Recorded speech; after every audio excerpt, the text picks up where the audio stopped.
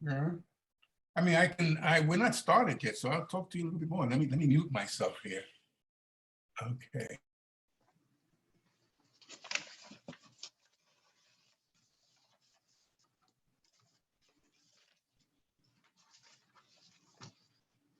Okay.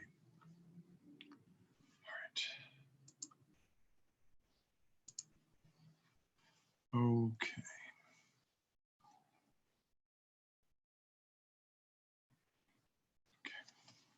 Hey, Doug.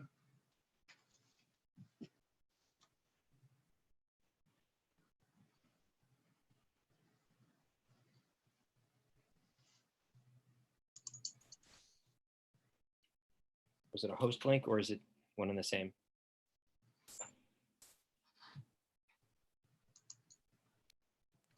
Can you hear me? Yep, gotcha. Okay. Okay.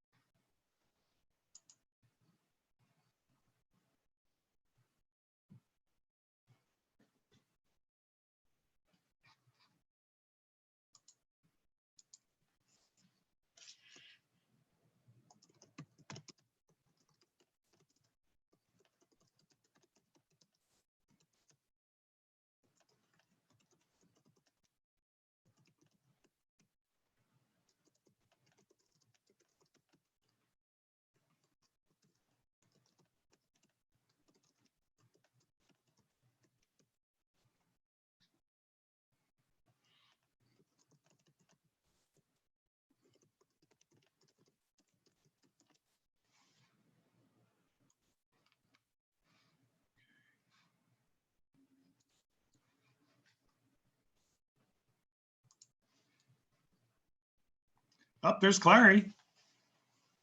No issues getting on. That's great. Hi, Cindy. Hi, Roberta.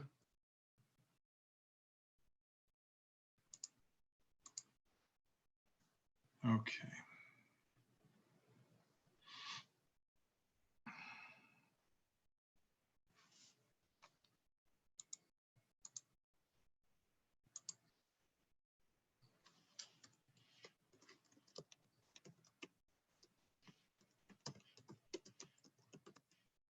Hi, Lolita. Hi, everybody. Hi, good to see you all. Hey, Ira.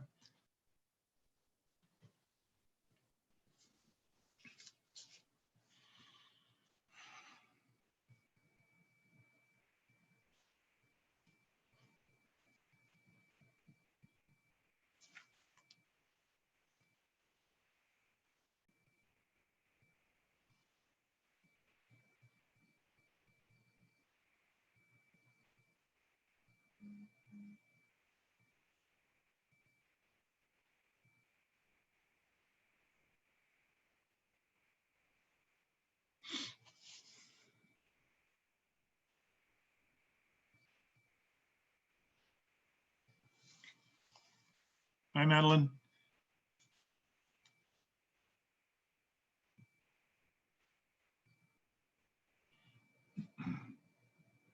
Hey, Andrew. Good to see you.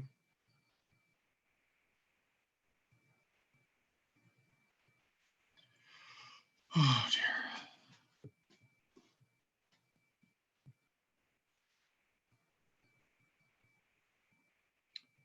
There's Ken. There's Linda. Hi, hi.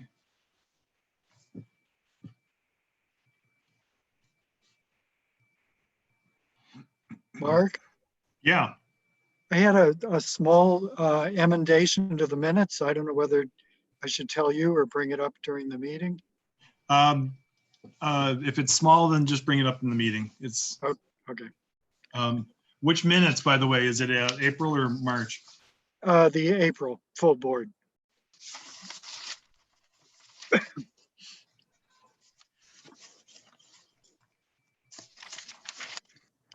Actually, while we're in mode, what is it? Where is it?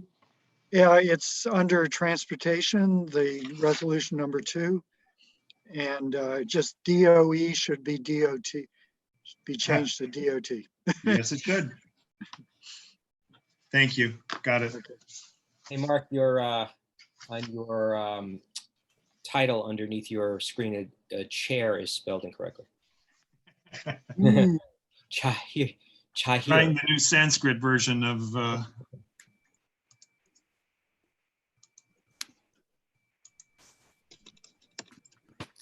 he got a promotion. That's right. Good. So there's Beverly. Welcome. Welcome to CB7. Whoops, we have 2 Beverly Donahues. Looks like Cindy raised her hand.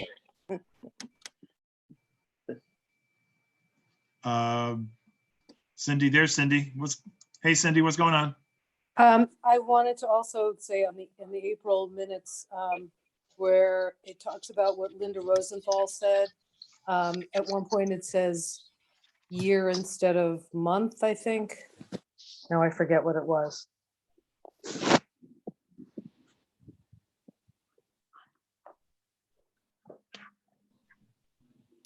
It's a 3-month moratorium, not a 3-year moratorium. Yeah, that's what it was. Got Okay. it. Thank you. Got it. Yeah. All right, I'm going to start broadcasting, and that will let. We have 28, so that is actually a quorum right there. And let's see what happens with attendees coming in.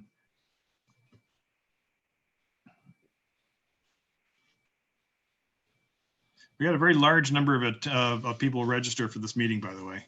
Hi, Stephen. Hi, Susan. Howard, Josh. Hello, welcome. There's Courtney Clark Matakis, one of our new members. Welcome. Beverly Donahue, a new member. We'll do greetings in the public session. So this is the informal greeting. Let's see. Do we have more than 34? So yeah. Let's see. There's Shelley, Peter, welcome. There's Julian. Oh, and Rosa, is it Arenas or Arenas? Hi, try it again because I had to unmute you. Go ahead. Arenas. Arenas, welcome. New Thank you. member. There's Louisa. Let's see, do I have more than 2 screens? Nope. There's Richard. Hi, Michelle. Hi, Richard.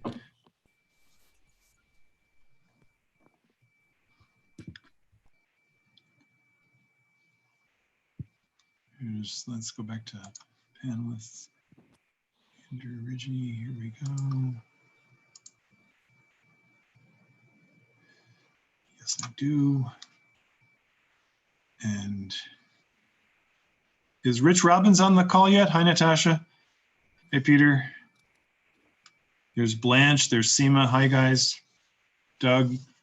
There's Sarah. Welcome. Thank you. Let's see. There's only 2 screens so far. There's Barbara. Hi, Barbara. Hi. Welcome, everybody. Stephen. Here's Amy. We can see Amy. Yay. Hi. Let's see. Okay.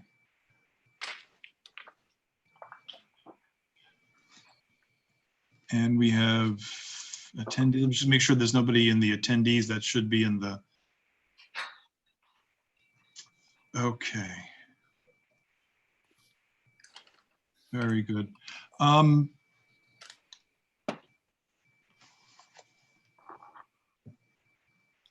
If Audrey Isaacs is phoning in, could you please raise your hand by hitting *9 on your phone? by the way, for the benefit of anybody phoning in, if you want to raise your hand, it's *9, and to unmute yourself is *6.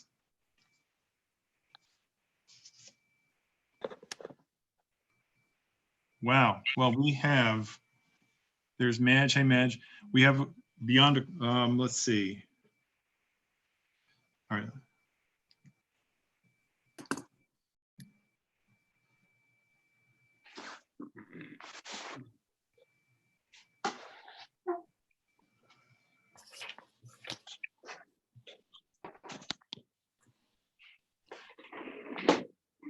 Sorry, I just have to help somebody log in. Give me 1 second. Need to go to.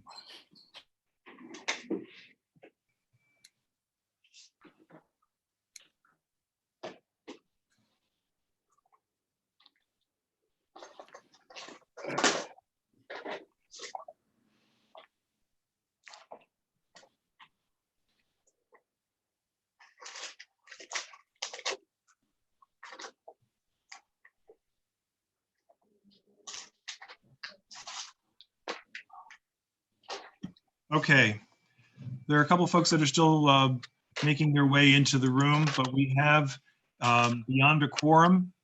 And so I'm going to get us started right now. So welcome to the May 2020 full board meeting of Community Board 7. Thank you all for attending and for being a part of this. A couple of things are different tonight, other than the fact that we're meeting on a computer instead of in person. Although that's starting to be old hat for us. Okay, just want to make sure everybody's getting in. Initial thanks to our first and second vice chairs, Doug Kleiman and Andrew Ridgey. I'm sorry, I got that backwards. Andrew Ridgey and Doug Kleiman for being co-hosts tonight, and they'll be watching for the panelists and so forth. One of the ways in which we're going to do things a little bit differently tonight per our steering committee meeting is that we will do the business session first, and then we will go to the public session. We are also going to try a couple of experiments with different ways of taking voting. And we have a relatively light agenda. I say that with some trepidation, but hopefully we can try a couple things, see if we can make another system work. So without a whole lot of further ado, I do want to have an initial welcome to our 4 new board members. I'll say a little bit more about that in the public session and the chair's report, but please join me in welcoming Irana Stennett, Courtney Clark-Matakis, Beverly Donahue, and Rosa Arenas, who are our newly appointed members of Community Board 7. So congratulations and welcome. We'll say some more about that in a bit. I'm mentioning your names because we will be voting on resolutions, and other than the minutes, which you may want to abstain on because you weren't at that meeting, or if you are as welcome as any other member to vote on these resolutions. So jump right into the deep end of the pool. With that, I am going to call on the Preservation Committee for 12 West 72nd Street. Are either Michelle or Kay here? I think they are. Yeah. Michelle and Kay, do you want to unmute yourselves? And do you want to share the screen with the plans for this one? Yeah, why not? It's available. Okay. Great. It's pretty straightforward. You want to do this, Kay?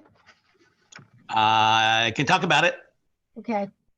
All right. So this is, as I said, fairly straightforward. It's addition of some windows and some French doors on a terrace and the floor above, high up in the sky. So it is visible. It'll be visible from Central Park. It'll be visible if you really work at it from the street, as you can see in those pictures. On the other hand, it's on the 27th and 28th and 29th floors. So, you'd have to really want to see it. We felt that the proposed changes were appropriate to the character of the building. And so the committee voted to support this proposed change. And so there you have the resolution before you. See if there's any questions Or Michelle, if any- you have anything to add. So if you have a question, first we'll go to our board colleagues and then we'll go to attendees. If you have any questions on this resolution, please raise your hand. You'll find the raise hand function, for those not familiar, I know you're all old hats at this now, but the raise hand function is in participants. So if you go to the bottom of your screen and find participants and click on it, a panel should open to your right, and then you should end up with options, one of which should be raise hands, and I see Ken. Mark, I yeah, believe, sorry, Ken, I'm can sorry, I Michelle, just go say, ahead. yeah, I just want to say this is part of a master plan. Yes. So it's for the whole building has agreed to this plan. And you can't see it from street level. You cannot see it from street level. You might be able to see it with binoculars if you're halfway across Central Park. I guess that's my point, yeah. Yeah. So it's technically visible, is that what you're saying? Technically visible, but you'd have to really want to see it. I guess Okay. so.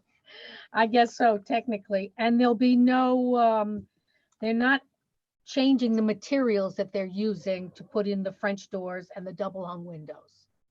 Very good.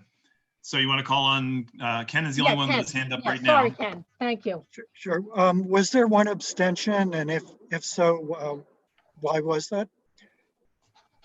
I don't remember who, Yes, there there was was one abstention. I don't know who One abstained. abstention, and there were some questions about posting that I think were, Oh. that's why we delayed it for a month, because we wanted to be sure that the neighbors were, had a chance to hear about this. So I think that was the nature of the abstention. Exactly right. Okay. Okay.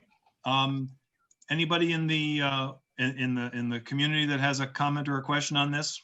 We don't have our sign-up sheets as we usually do, so we'll do our best with this. If you have a comment or a question, please raise your hand now. I don't see any. Give it one more second. Not seeing any. So chairs, do you want to call the question? Sure. Okay, so here's what I propose as an attempt for this. Board members only, please. If you use the raise your hand function right now to vote yes, please use the raise your hand function to vote yes. And then please add me to it because the chair does not get a, okay. Hi. Hi, Hi, Polly is, it's ahead, Audrey. who's that? I just have a question. Because I'm calling in, I'm not on Zoom. How do I vote? so You can't first of see all, me. Audrey, tell me the last 3 digits of your phone number, please. 1806. 1806, I don't see you. I just saw it for a second. I'm glad you're here. Oh, maybe you're here. Where's raised hand again? All right, so Audrey, we'll just record your vote via voice, okay? So if you want to vote Okay. yes, say yes now. Yes. Okay. And then Polly, are you on by phone? Unmute yourself with *6.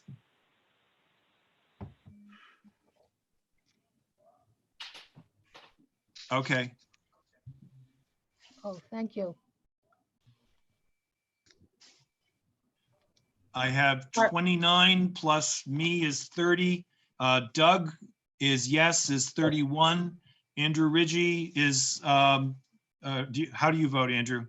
Yes, but Yes, so that's 32. The reason I'm taking voice votes here is because the hosts of the meeting cannot raise their hands, because theoretically speaking, and I see Madge is raising your hands, that's 33.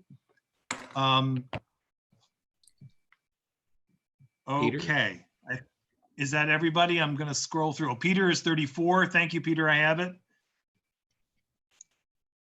Doug McGowan is, and Shelley Fine, I see, are 35 and 36. And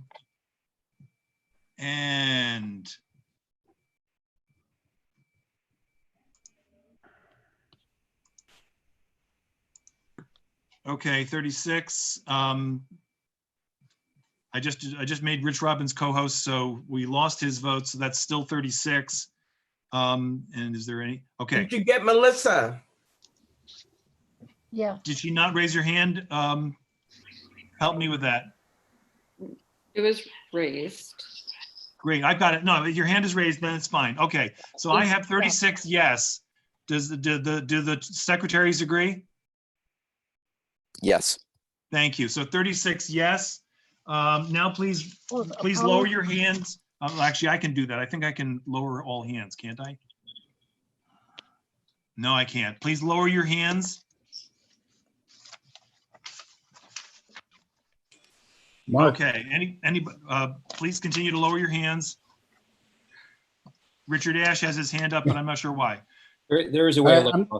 I'm not sure where the raise I your just hand. lowered all function hands. is. Yeah, I did too. Bottom right corner. The what? The bottom right corner. Even You on have the to click phone? on, you have to click on participants first, and then it's the bottom I see. right corner. Gotcha. Okay, now we're going to take no votes, please. Again, by Lolita, are you left a lower hand? All right, so now we're going to take no votes. Please raise your hand now if you're voting no, and please don't vote twice. 0.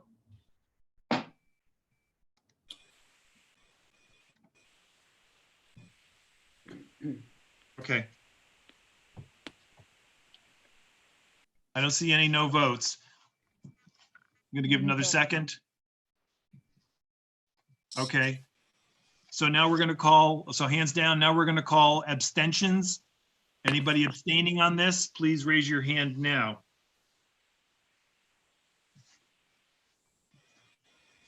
I have 1, 2. I have 2.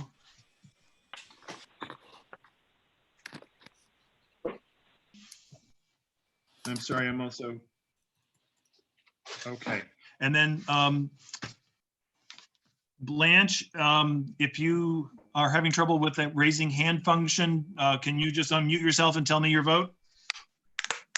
Yes. You're voting yes? Yes. So that makes it 30. So that's now 37. Is there anybody on the call of the board members who hasn't voted and wants to vote? Is there anybody who hasn't been called? Mark, I'm seeing a note from Barbara that Paul Fisher stuck on attendees. I don't know if he's calling in. Okay, Paul, where are you? Thank you for that, Doug. There's Paul Fisher. Where'd he go? Did somebody promote Paul? I did not. Yeah, okay. Paul Fisher, are you with us? There you are. Paul, how do you vote on this one?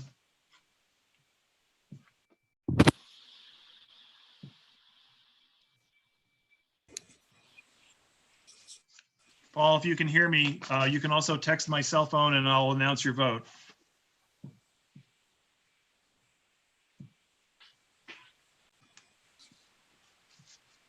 Okay. So with the vote I have right now is 37 to 0 to 2 to 0. Julian, go ahead.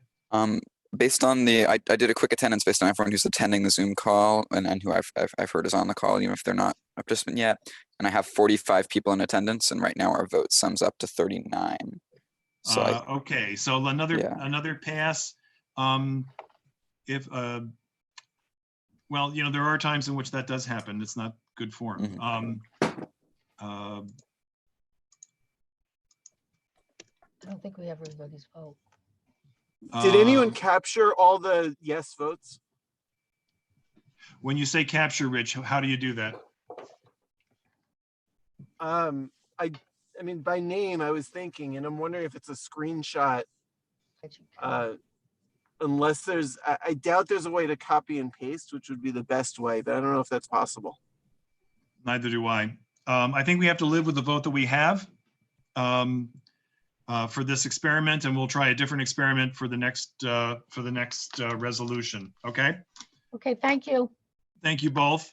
And we will move on to Parks and Environment. That's Clary and Elizabeth. I'm not sure who's going to take this one away, but please please join us. Hi, everyone. It's great to see you all. I think Clary's going to take it tonight for these items. Am I unmuted? I unmuted myself. Can you hear me? You are unmuted. Do you want the screens from the meeting the other night? Yes, please. By way of quick intro, I will say that we have 2 items tonight that are both in Central Park. They are both presented by the Central Park Conservancy to us. They involve relatively minor work on very major elements of Central Park. We were unanimous on both of them in committee, with also 8-0, with also 2 non-committee board members joining us. So we like all the other community boards. That's not the right one. That's not No, us. I'm getting there. Like all other community boards surrounding Central Park, of whom there are 6 or 7, we are invited to look at every project in Central Park that requires LPC or PDC and PDC approval. And if things are particularly interesting or major sites, we do look at them. And so we joined a number of other community boards that looked at this one and approved it. So the Conservatory Garden is a fantastic set of formal gardens, three of them, 3 sections, but in the lower hundreds. Mark, where are we? Okay, here's whatever. Is this the first one? How do these slides go, Mark? So well, they keep moving. Okay, so the site you'll see is we lost it, but that's okay. So there are 3 sections of the garden. We just lost that again. Can we get the 3 sections, Mark? The one you just had. Yeah, that's good. Okay, so, well, we just lost it again. Is it not coming through? Well, it keeps flashing on, but now we have all the horticulture, which is very beautiful to look at, but is not the subject of our. Is this what you want? Yeah. Okay. So just generally, there are 3 sections of the garden. It spans 3 city blocks. The south one is called Italian, the middle one is called English, and the north one is called French. And the garden was built in the 1930s, so it's not a part of the original Olmsted landscape. And it had got into great disrepair, and the horticulture was restored and reimagined in the 1980s, and it's fabulous. And a moment ago, you saw pictures of that. So this proposal is for relatively minor work. Near the top in the center is a pergola that has wisteria on it that's made out of metal, and it needs to get restored. But the other, and then when you see these pavements around, they had originally been bluestone, and many of them in later restorations in the 80s or 90s were turned into hex block, or actually I think asphalt. So a big piece of this infrastructure work, this is all infrastructure, it's not on the horticulture.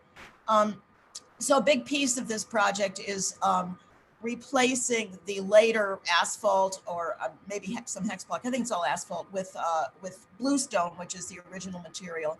And then what's really great, and we're very pleased with, is on the right-hand side, and Mark, which is the garden on the north, which is called the French Garden. Mark, I don't know if you can get another slide that's going to show a little more detail on that one. I know we've got, of the 22, only a few of them are yeah, here are some pavement conditions. Okay, we don't need this one. Don't need that one. That's the pergola that's getting restored. This showing replacing the bluestone. Let's go on just a slide or 2. Yeah, so what you see in this slide is in the North Garden, which is considered the French Garden. There's a lovely fountain in the center, but the only way to get to the level of the fountain, as you can kind of see, is some 3 or 4 stairs in 4 different locations surrounding the fountain. Yeah, you can see it on the left. So that the most interesting piece of this infrastructure work is to change those stairs by doing some regrading and making essentially ramps that are ADA accessible. Is there another slide or 2 that'll show us? And then we'll be done with this. Yeah, this is just showing some grade things. That was the last one, Mark. Showing an ADA accessible ramp and handrail, and showing, for some reason that was not actually totally clear to me, the fountain is going to be reduced in depth a little bit. But the main thing about it is that this level at the fountain is going to be made ADA accessible, as you see in the bottom half of this drawing. So, so it's the pergola, it's the pavement, it's some other infrastructure stuff, and regrading and making these ADA accessible accesses to the center lowest part of the north garden. So, any questions? I see Robert SBA has his hand raised. Robert, you got a question? Yes, hi, Clary. Hi. And yeah, this is great work. I grew up in that garden as a child. And what I'm surprised that there wasn't the option of sharing the staircase with a ramp. And because there's a certain amount of charm, it's kind of an aesthetic point of the stairs.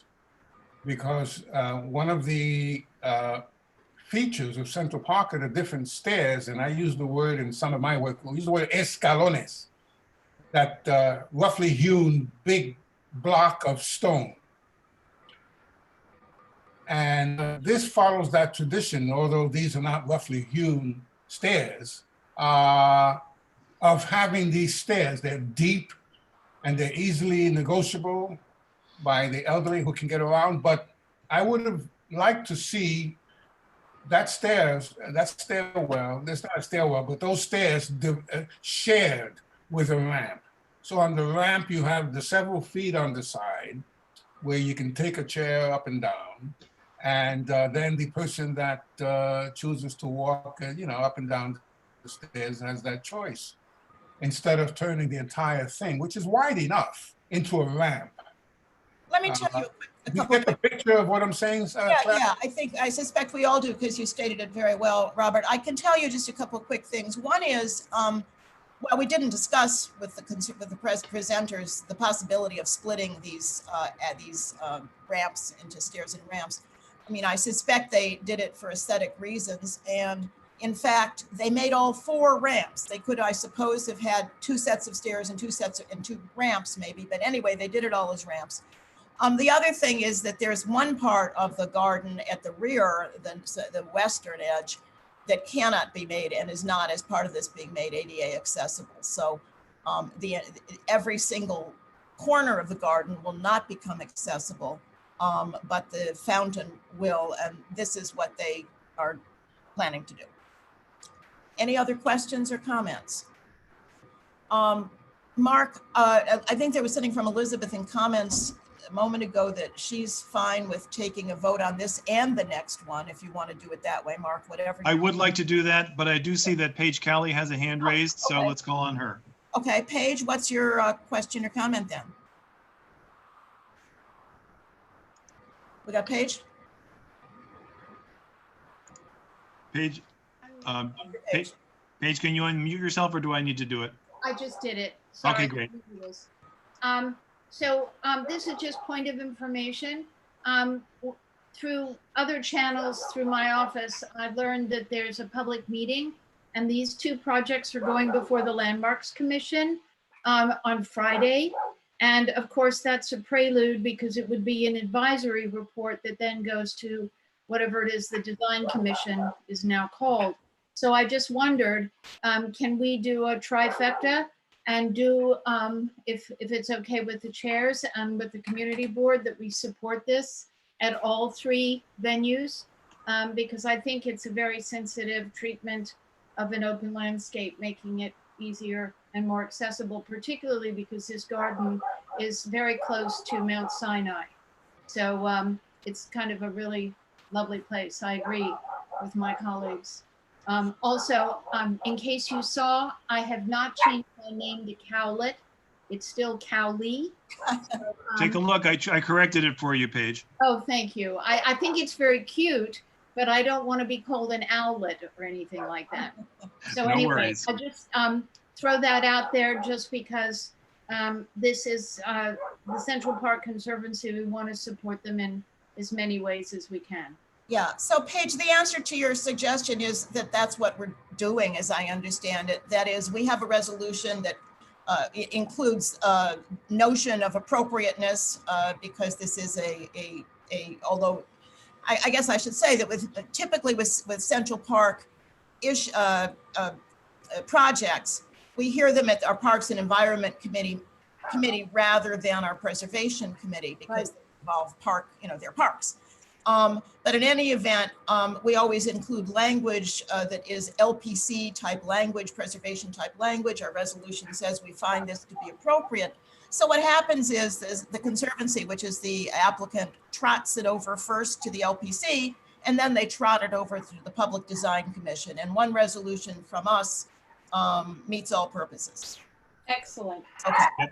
And to Paige's other point about it, the meeting on Friday being a public meeting rather than a public hearing, I have inquired on behalf of the board as to why there isn't a public hearing. And as soon as I have an answer, I will share it. Do you want to move on to the next one, Clary? If there's no more questions or comments on this one, let's take the other one. Let me just make sure that there's. Oh, just want to make sure, this is Elizabeth. We're going to be bundling both of these, right? Yes. Yes, Great. please. Okay. Just wanted to make sure. Let me just make sure. I think there's no we can move questions on and to the next attendees. item. There are not. So we're now going to go back to the slides here. Give me a second. Slides. Within a slide or two, we'll be at the dairy, Mark. There you go. Okay, so there's the dairy. So the dairy is a fabulous, basically Victorian building that is original to the park. It was an Olmsted and Vaux and mold piece of architecture from whenever the park was built, and that part of the park. It's in the mid 60s, slightly east of center, I guess. That's, I think, well, let me not say the It's wrong the 66th Street transverse you see. Yeah. The dairy itself, which in it when it was first built, actually provided milk to kids more than 100 years ago, well more, was restored majorly in I think the 1980s, and has become a visitor center for the park, for the Conservancy in the park. And that's not what we're talking about tonight. They're doing a few more minor restoration there, but what we're talking about tonight is the outside of the approach to the pedestrian approach to the dairy, in front of the dairy. Mark, can we look at the next couple slides? I don't think we need to see them all. Okay, so here's what it's like. You're coming here from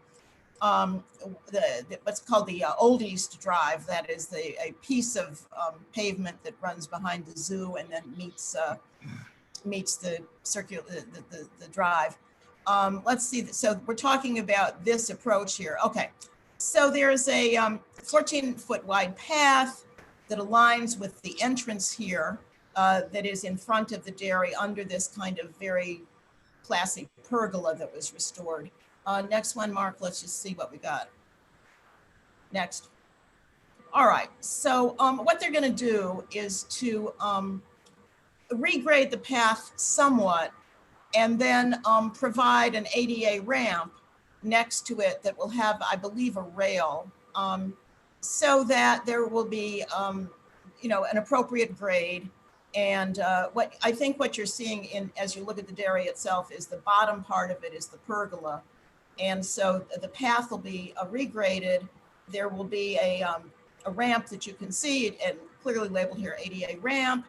And then the other change is that for many years there it went. Yeah, for the last, since the last restoration, in front of the dairy under the pergola have been hex block pavers, which are the sort of standard piece of DPR vocabulary. But thanks to a document that actually you can see mentioned here from 1870 on a report that was done when construction was nearly finished at this part of the park, we know that there was brickwork out, that this was brick with bluestone borders. So the plan here, if you just show the next slide, and that'll be it, Mark, is to replace the hex pavers that were put in, I think, in the 80s with the best approximation they can come up with. It seems pretty plausible of what the original paving under the pergola would have been, which is brick with in a herringbone pattern with bluestone dividers. So that's it. Any questions? We loved it. Any questions? Actually, let's take a brief pause because it's 7 o'clock and it's time to applaud our our healthcare workers and other essential workers.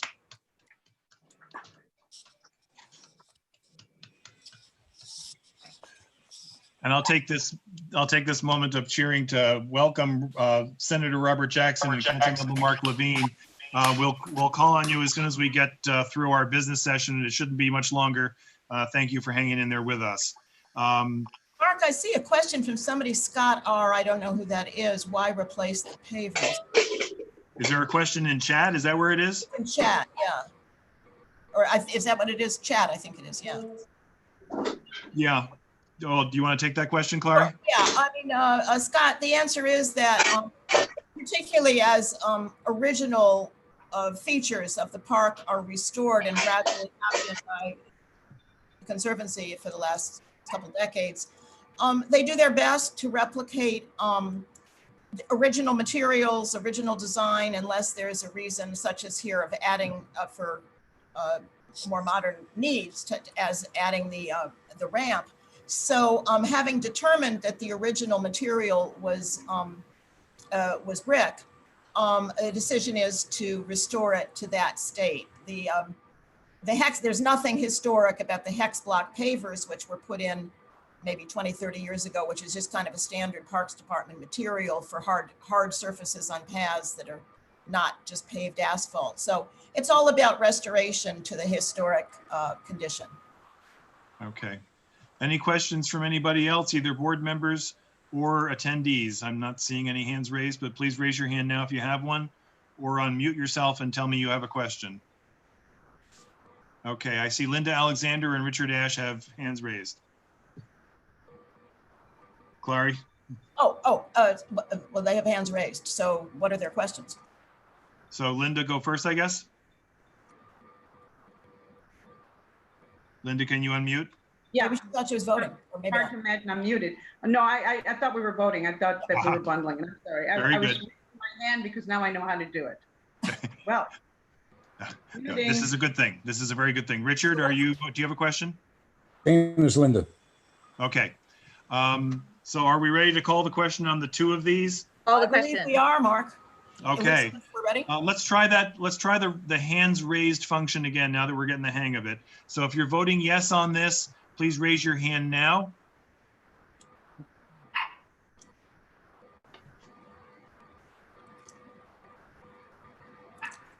Okay, so I have 34. Plus Audrey makes 35. So 34, Audrey's 35. I see Madge raising her hand physically is 36. I'm raising my hand is 37. Also, I can't figure it out. Doug and Andrew are 39 and 40. Is that right? And Shelley. Rich is also raised. And Rich is at 41, and Shelley is 42, and Josh Cohen is 43. I'm scrolling through just to make sure I don't miss anybody. Paige, your hand is up virtually, so you don't have to raise your hand physically. Thank you, though. You can get 2 votes. You're right. Actually, we could probably figure that out. Okay. Okay, so I've got 43. Is that right? Is that the number I had, secretaries? I recall 41, I thought. 41. I'm happy with 41. 41, yes. Okay, so now please lower your hands. Who's got the dog? It is not Leo. All right. So hands are down now. Anybody voting no, please raise your hand either virtually or physically right now. Voting no.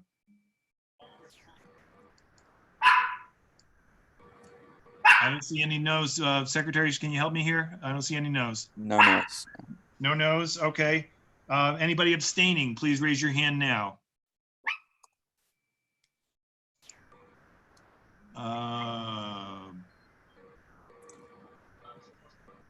Okay, I don't see any. Let's see. Okay. So I have 41 to 0 to 0 to 0 is what I have. Is that right? Yep. Okay.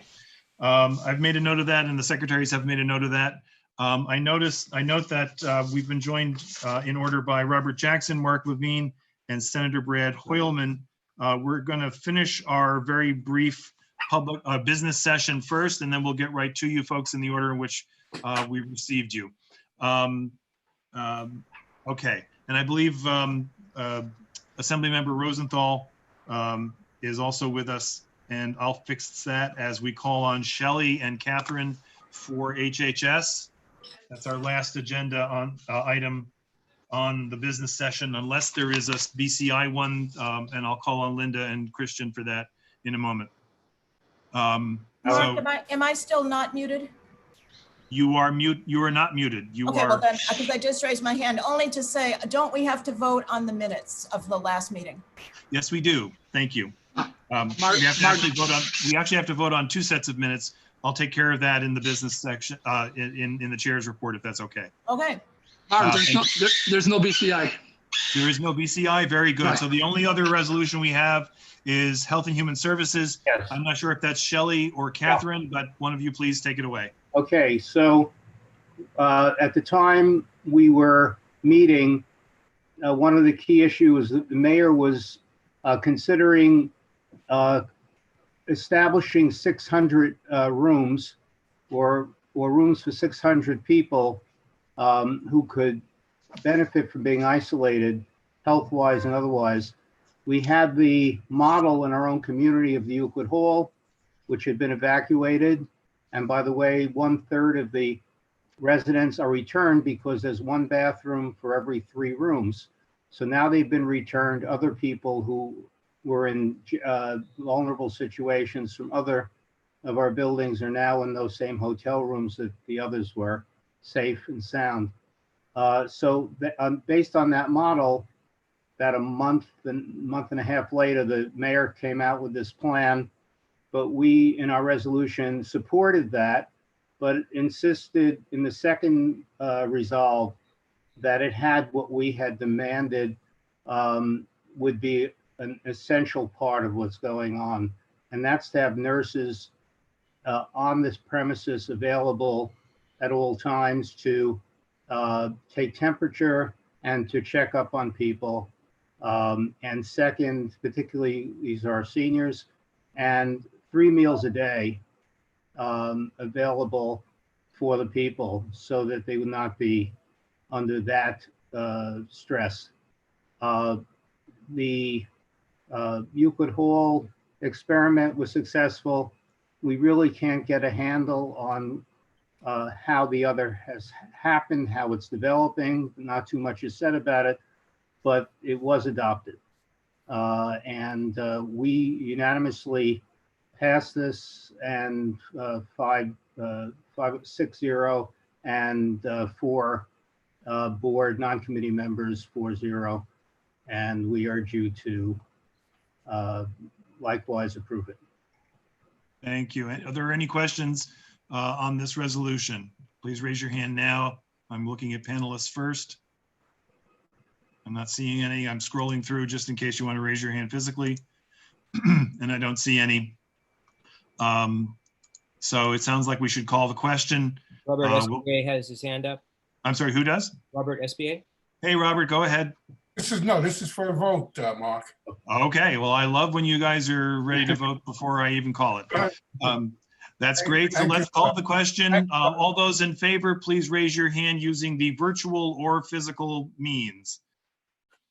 So I see Andrew and Doug are yes, and Madge, that's 3, plus whatever count we get. Shelley is 4, I'm 5. Audrey, are you on the line? Yes, I am. I'm voting yes. That's 6 plus the count. I think Rich is 7. Blanche is 7. Thank you. No, Rich. Rich is 7. Is Blanche on the line, and can she tell me, announce your vote, please? Stephen, maybe you can help there. Did you get Peter Sampson too? Is Peter Sampson 7? That's 8. He's raising his hand, yeah. So I've got 8 plus the count, so that's 41. Kind of a last call here. 8 plus, so 34, and 8 is 42 is what I have. Is that what you have, Julian? Yes, That's what I have, yeah. Very good. Thank you. I am on mute. Hey, there's Blanche. And what's your vote, Blanche? Are you yes or not, or no? Or abstain?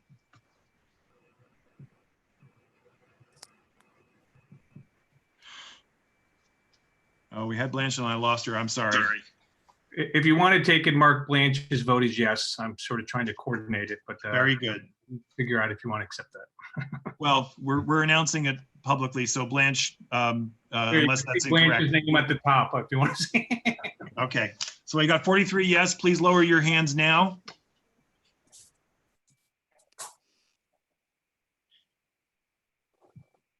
Thank you. I can lower all mine for it. Please lower your hands. Okay. Okay, now please, anybody voting no, please raise your hand, either physically or virtually. I don't see any. Anybody abstaining? I'm not seeing any. I'm scrolling through to see your physically raised hand just in case. So it looks like we have 43 to 0 to 0 to 0. Okay. I'll deal with the minutes in a minute, if that's okay, because we have a few folks waiting for us. There's only one part of the chair's report that I would like to do before we introduce our elected officials who are waiting, and that is to welcome once again our new members, because I think that perhaps our elected officials would want to take note of that as well. So our newest members are Irana Stennett, Courtney Clark Matakis, Beverly Donahue, and Rosa Arenas. Welcome again. And welcome to your first full board meeting. So congratulations, it's wonderful to have you with us. To give you a chance to have your face pop up on our virtual screen, I'm going to ask each of you to tell us two things about yourself, please. One is what neighborhood or area of our district you live in. And the other is just please tell us the committees that you anticipate wanting to serve on.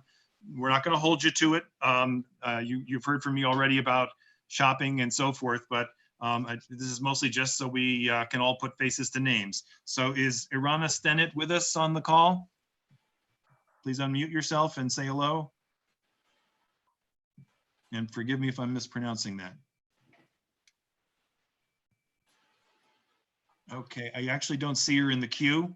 So I'll go on to Courtney Clark Matakis. Courtney, are you here? I see Helen Rosenthal is with us. Hi. Hi, everyone. Thank you. There you are. Welcome. Hi.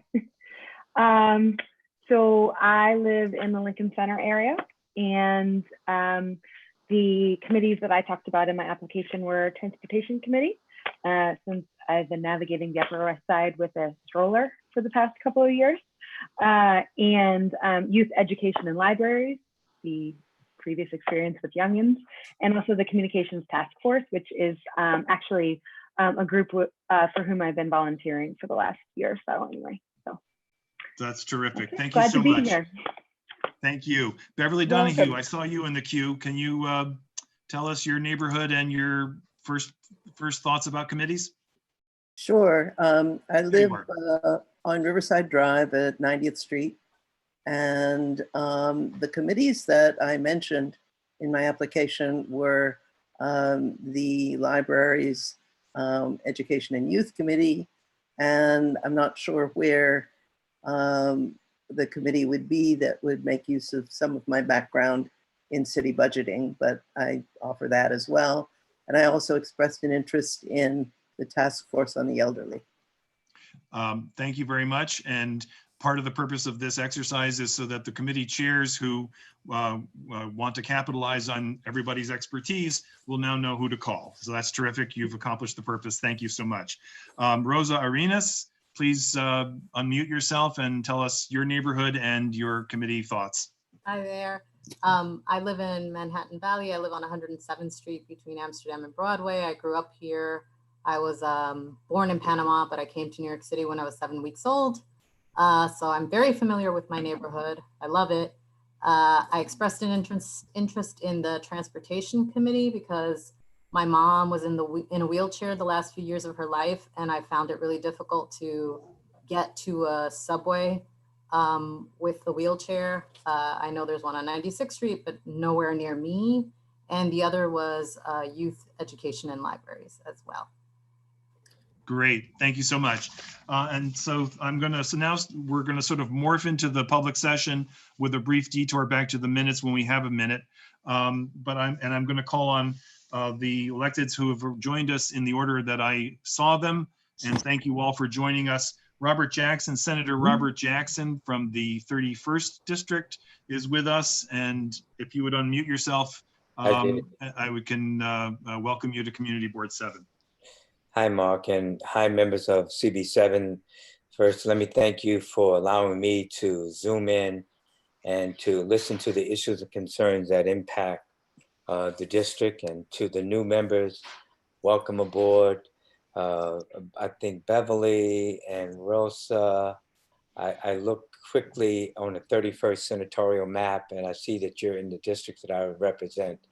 As you know, I represent 13 miles of Manhattan from Marble Hill down to Chelsea area, basically hovering the West Side, Riverside Drive, Broadway, Western Avenue.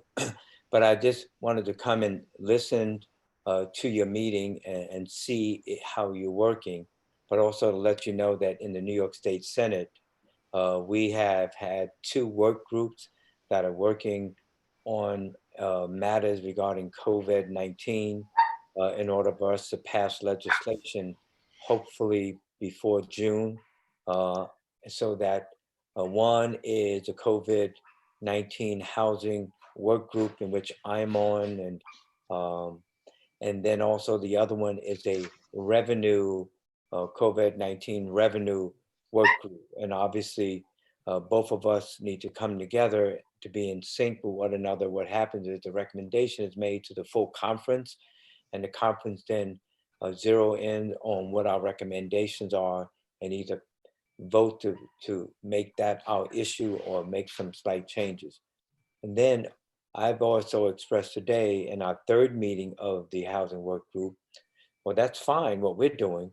What is the assembly doing? And Linda and others may be able to jump in on that, because in any type of legislation that has to be passed, as you all know, both the Assembly and Senate have to come together like one in order to move the legislation for the signature of the governor. And hopefully we will move some which the governor will be very happy to sign into law, and others, in my opinion, he will not be happy because he's not talked about it. But everyone is moving now more so to revenue enhancement, either at the federal level or at the state level, obviously. And so, you know, times are going to get tougher from a legislative point of view. And we are supposed to be leaving around June 2nd, June 3rd, give or take a day or two, because all of the 213 legislators, 150 in Assembly and 63 in the Senate, is up for either re-election or election. So obviously, everyone wants to be back in the district at least 2 weeks before the electoral process. But I say to you, in my opinion, we will be probably working up until past that time, and then probably we'll have to come back in session sometime during the summer or the early fall to deal with other legislative matters that have to do with the budget and in COVID-19. And obviously, yeah, I may have mentioned before, but there's 3 benchmarks of April 30th, June 30th, and December 30th, 31st, where the budget director will be making recommendations to balance the budget that's out of whack. Right now, we're about 13 billion out of whack. So I don't know what his recommendations are, but there was an article in Newsday the other day, which laid out, and it also showed you in the graph, the approximate cuts that could happen to localities and to agencies that impact. So everyone is waiting in order for the budget director to come down with what he feels needs to be done as far as this quarter from April 30th. But what we're doing in the Senate, in both committees, are not waiting. We're talking about issues and concerns that impact our constituents right now. And so that's what my report is overall. People are asking about, I was on a Zoom conference, a Zoom meeting today, this afternoon, with adults that were victims of childhood victims, and the Childhood Victims Act expires in August, and they asked us whether or not we're going to extend that, because obviously some legal cases have not been going forward in court. And so I would think that we will be extending that. Brad Holman and Linda Rosenthal, Linda will talk about it, but we must be able to come back together to take care of all the things we have to in order to best represent our people. And I commit to you, that's what I will be doing, advocating, and I'm not afraid to stand up and fight back, whoever it may be. So with that, I'm not going to be long because I know you have other people waiting. I'll be around.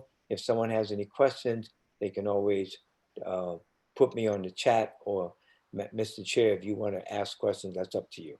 I am going to take you up and move it along, Senator. I wanted to make sure that you knew, and for the benefit of others, that last month, Community Board 7 voted a resolution to support the extension of the look back window on the Child Victims Act. So we're with you on that. Thank you very much for your report. I am going to pause for one brief second to do a little bit of housekeeping.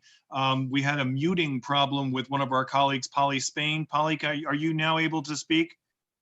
Yes, I am. Are you able to hear me? Yes, I am. So I understand that you wanted to you were trying to cast votes in the last two resolutions, and the technology failed us. So your vote on the Central Park issues was that a yes? Yes. Okay, and then your vote on the Health and Human Services vote? Yes. Was a yes as well. So for the secretaries, I see 42 to 0 to 0 to 0 on Central Park, and now I see 44 to 0 to 0 to 0 on HHS. You can confirm that as I call on Council Member Mark Levine. Thank you for waiting, and thank you for joining us. Welcome to Community Board 7. Thank you, Mr. Chair. It's wonderful to see everybody. Thank you for that report, Robert. And it's great to have you and Brad and Linda up there fighting for us in Albany. And I want to especially thank you for what you're doing on the rent issue, which is just so important for all of us here. In my role as chair of the Health Committee, I just want to say a couple words about what is next for New York City's battle against this horrible pandemic, as we are making real progress in reducing the rate of infection. I know that you're probably asking and hearing from a lot of people in the community questions about, well, when can we start reopening? And the truth is that even considering our progress, we know from other places around the world that if we start reopening now, we risk a rebound, something none of us want. The way to prevent that is by building something really big, a massive system of testing, contact tracing, isolating, and quarantining that in effect would allow people when they're out in public to be pretty confident that whether they're in a park, in a supermarket, in their workplace, on a subway, that there's unlikely to be anyone near them that's contagious. And that sounds like an incredible thing. You certainly can't have that assurance today, but we can do it by building a system like this so that we catch people through testing, and that we trace all the people they've been in contact with, whether they live with them, work with them, or other possible contact. And then we tell those folks they need to quarantine, even if they're not symptomatic. That's the basic model, but it requires so much. It requires ensuring that people who are quarantining or isolating have food and prescription medicine and laundry services. They can't leave their home, so we've got to take care of all those things. We've got to make sure that if someone is sick at home with a lot of people in their household in a small apartment, that they can relocate somewhere to protect their family.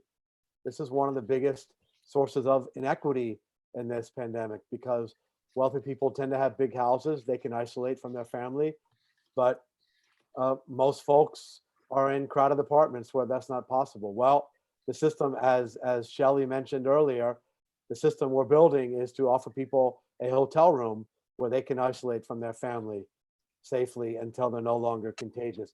This has actually already started in a limited capacity.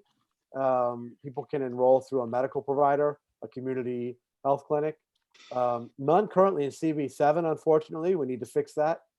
but we hope and expect that will change soon. And there in the hotels, we need to provide people food and prescription, etc. We need to have a way to transport people from home to hotels so they're not on the subways potentially infecting people. We have to check in with people when they're isolating or in or quarantining at home, at least daily, so we can do a check on their symptoms, ask them to check their temperature through telemedicine if needed. To do all this, we are going to need to do the equivalent of building an entire city agency that is as big and maybe even as complicated as FDNY, with as much as 15,000 staff that I think we should call the Public Health Corps. An incredible force of people at all levels of experience, young people especially, that will be out there making the city safe. And what a great opportunity for people in the city, a source of employment, meaningful work, including for people who are at entry level. I want to make sure this is something that is rooted in the communities that have been most hit by this pandemic, low-income neighborhoods and communities of color. We're going to have to overcome many trust issues. Think about someone who's an undocumented immigrant not wanting to talk to a contact tracer. And so we've got to mobilize community-based groups. We should be contracting with CBOs who have the cultural competence, the linguistic skills, the trust of neighborhoods. And we need to engage community boards in designing this and delivering it and building confidence. As far as I know, that hasn't happened yet. Correct me if I'm wrong, but we need to pull this off in a matter of weeks. As far as I'm concerned, this better be up and running by June 1st, and potentially pieces of it coming online sooner. It almost makes your head hurt to think about what has to be managed to pull this off, but we can do it. We can definitely do it. The city can do it, but I want CB7 involved in this, talking about it and designing it. So that's my pitch to you.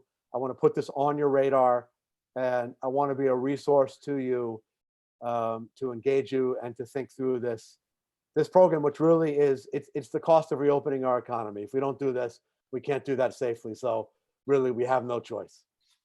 And that's it from me. Back to you, Mr. Chair. Thank you to everybody. Stay safe. Thank you, Council Member. Thank you so much. I am going to move us along here. So I'm going to hold off on questions for right now because we have a few folks who have joined us. Brad Hoylman is next, followed by Assembly Member Rosenthal, followed by Council Member Rosenthal, followed by Senator Serrano. So without further ado, I'm going to go right to Senator Brad Hoylman. Welcome to Community Board 7. Thanks so much, Mark. It's good to see my colleagues, particularly Senator Jackson, Senator Serrano, and Assemblymember Rosenthal, and our council members too. Thank you, Mark. You know, it's a shame that New York did not do contact tracing earlier. We should have done it right at the beginning. You know, there's a lot of concern that contact tracing is not going to give us the results that we need. So we have to be mindful of the limitations that we kind of created ourselves, in addition to the fact that there's so many antibody tests that a lot of, I think, our friends and neighbors are taking that haven't been approved by the FDA. It's a total Wild West out there. And, you know, and we don't even know if the antibody tests actually do indicate any immunity. So there are so many challenges that we have ahead of us, and I appreciate those comments. I just wanted to say a few things. Welcome, Courtney, Beverly, and Rosa. Beverly, we could really use you at the state level, assisting with city budgeting. The truth is that, as Linda and Robert and Marco know, that the state is up, we're either at a $10 billion deficit or a $17 billion deficit. It's somewhere in between. So Senator Jackson's comments about revenue raising and figuring out how to protect tenants are crucial during this time. I mean, I can't imagine what it's like for any of our constituents to have a health concern, whether themselves or a neighbor, be unemployed, and we're hearing so many concerns about unemployment insurance, having to homeschool and risking eviction. Can you imagine that perfect storm? But that's what we're seeing with so many of our constituents. And as it pertains to unemployment insurance, please reach out to any of our state level offices. One of my former colleagues, David Kruger, who I know some of you know, the bad news is he left my office. The good news is that he landed in the Department of Labor. So he's helping us move some unemployment insurance claims to the front of the queue as best we can from constituents. So please think of me and Jacob, who's on the line here, as a resource. I've introduced a few COVID-related bills that I think are really important. The first one is what we're calling the Tenant Safe Harbor Act. The governor's eviction moratorium that protects tenants only lasts until June 18th. Effectively, on June 19th, landlords could move to evict tenants, and they could be filing those papers for eviction even now once the courts open. So we need to give tenants an additional amount of time after the state of emergency ends to get back on their feet, to get healthy, and get their jobs back and start, hopefully paying rent. But we don't want anyone evicted during that period, and no one's non-payment of rent, according to this legislation that I introduced with Senator Krueger, could be used as grounds for an eviction. So I hope that's part of the conversation that Senator Jackson is having up in Albany virtually about housing. I'm looking at the revenue question. We're looking at making sure that people who have the most resources pay, because we know that we've had a lot of wealthy individuals in our city and state who have effectively evaded taxes altogether. And we got to make the system more fair. This is our opportunity to do it. There's so many things about our city that are incredible. Our mass transit, our density, the fact that people, collaborate because they work near each other. All those factors are, working against us now. And we're going to need a revenue stream to ensure that we can launch these programs that you've heard talked about. Otherwise, we're going to be dead in the water. And thank you, Senator Jackson, for mentioning the Child Victims Act, which I carry with Assemblymember Rosenthal. We're very excited about the chance to extend that. Essentially, survivors of child sexual assault have been robbed of 5 months of the year that we gave them. And, it's a bill Linda and I have spoken about a lot here. But because of COVID-19 and the fact that the courts have been closed, we haven't had a chance for them to appear in court. And then finally, the circulatory system of our city is our subways. And I'm sure that Andrew will appreciate the fact that we need to keep them 24/7 once this crisis. Absolutely. I've introduced legislation that would mandate that requirement. We cannot use COVID-19 as an excuse to diminish our democracy, cut our essential services, including mass transit. And I'm afraid that's the direction we will go unless we stand up to forces bigger than some of our elected representatives, including me on the Zoom tonight. So thank you for that. Thank you. My legislation would require that the subways be 24/7 once the state of emergency is ended. So a few things I'm working on, including a Sunday evening Zoom with Assemblymember Rosenthal that we've had for the last 7 Sundays at 8 o'clock. It's been a good conversation. Hope you can join us. We've talked about everything from rent to mental health to how this godforsaken virus spreads. It's been really illuminating to hear constituent questions. Thanks so much, Mark. Thank you. I want to note for the folks in the audience that the Senator's incredible staff member, Jacob Priley, has put some links into the chat. We will be saving the chat at the end of the meeting. I'm going to invite Eleanor Kaplan, who had a question in Q&A, to please put her question and offer of help into the chat, and recommend that Councilmember Mark Levine take a look at it because it was directed to him, but I need to move us along. So forgive me for going straight to Assemblymember Linda Rosenthal. You have the floor, and welcome to Community Board 7. Do I need to unmute Linda? Okay. There she is. Okay, go ahead, please. Hi, everyone. Thanks for being in my living room, as I am in your living room. And thank you, Mark, for your kind Zoom invitation. Good to see everyone, including my colleagues, and hi to the new members. I look forward to getting to know you and working with you. All of our lives have been terribly upended, some more tragically than others. My office has received hundreds upon hundreds of calls each week about unemployment claims that are stalled, some landlord harassment, a lot of non-essential construction issues, emergency food, a lack of PPE, and so on. Everything here out there also happens on the west side. In regard to unemployment, there's a loophole in the unemployment law which allows the Department of Labor to withhold employment benefits if somebody owes a forfeit penalty. Now, if a person had said on a prior application that they were looking for a job, perhaps, and they weren't, so something like that, Department of Labor takes a forfeiture penalty out of future unemployment benefits. They're doing that now to people who have nothing to exist on but their unemployment benefits. So some people are getting a small amount, some people are getting nothing. And so I've introduced a bill with Senator Monica Martinez in the Senate that would allow the Department of Labor to put the forfeiture toll at the end of this crisis. People are just crying out that they have nothing. And you know what? The state can afford to let these people get their unemployment. You know, they're talking about, oh, it's a big cost. You know what? These people need their money. They will pay back their forfeiture at the end of this. And they're also not eligible for this extra $600 weekly that the Federal CARES Act gives to unemployed people. So it's really bad for them. And hopefully either the governor will issue an executive order or we'll be able to pass my legislation.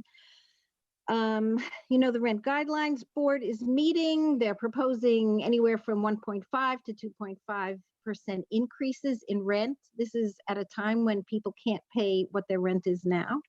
It's a crisis that is looming. It's just been kicked down the road to mid-June when the eviction moratorium gets lifted.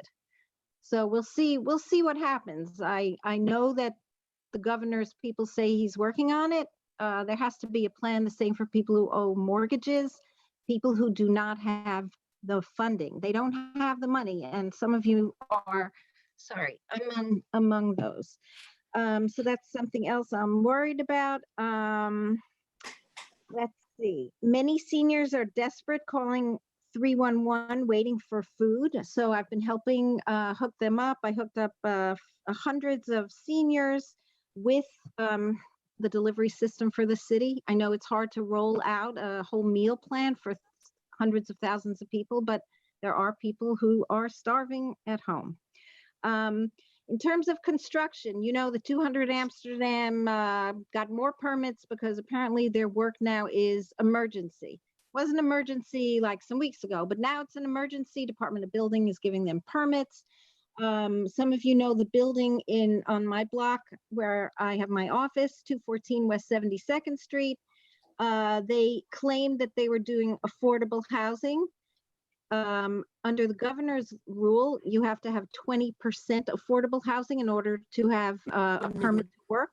They claimed that they did. They only have one apartment that's affordable, so their permit got yanked.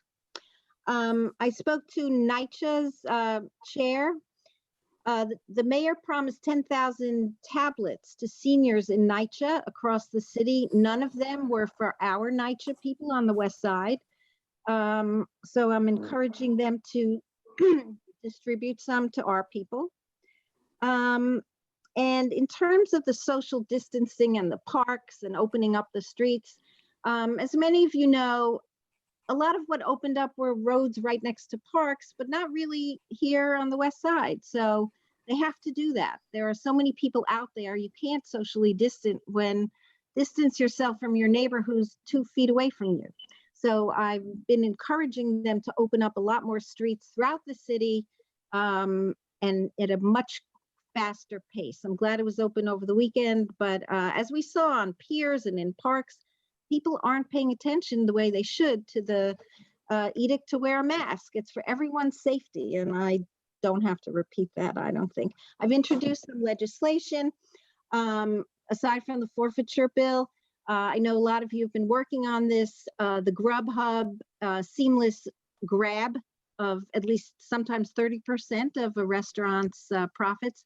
I've introduced a bill that would mandate that they get 0% for their deliveries. They charge customers more than the menu item would cost if you just go to the restaurant or order directly.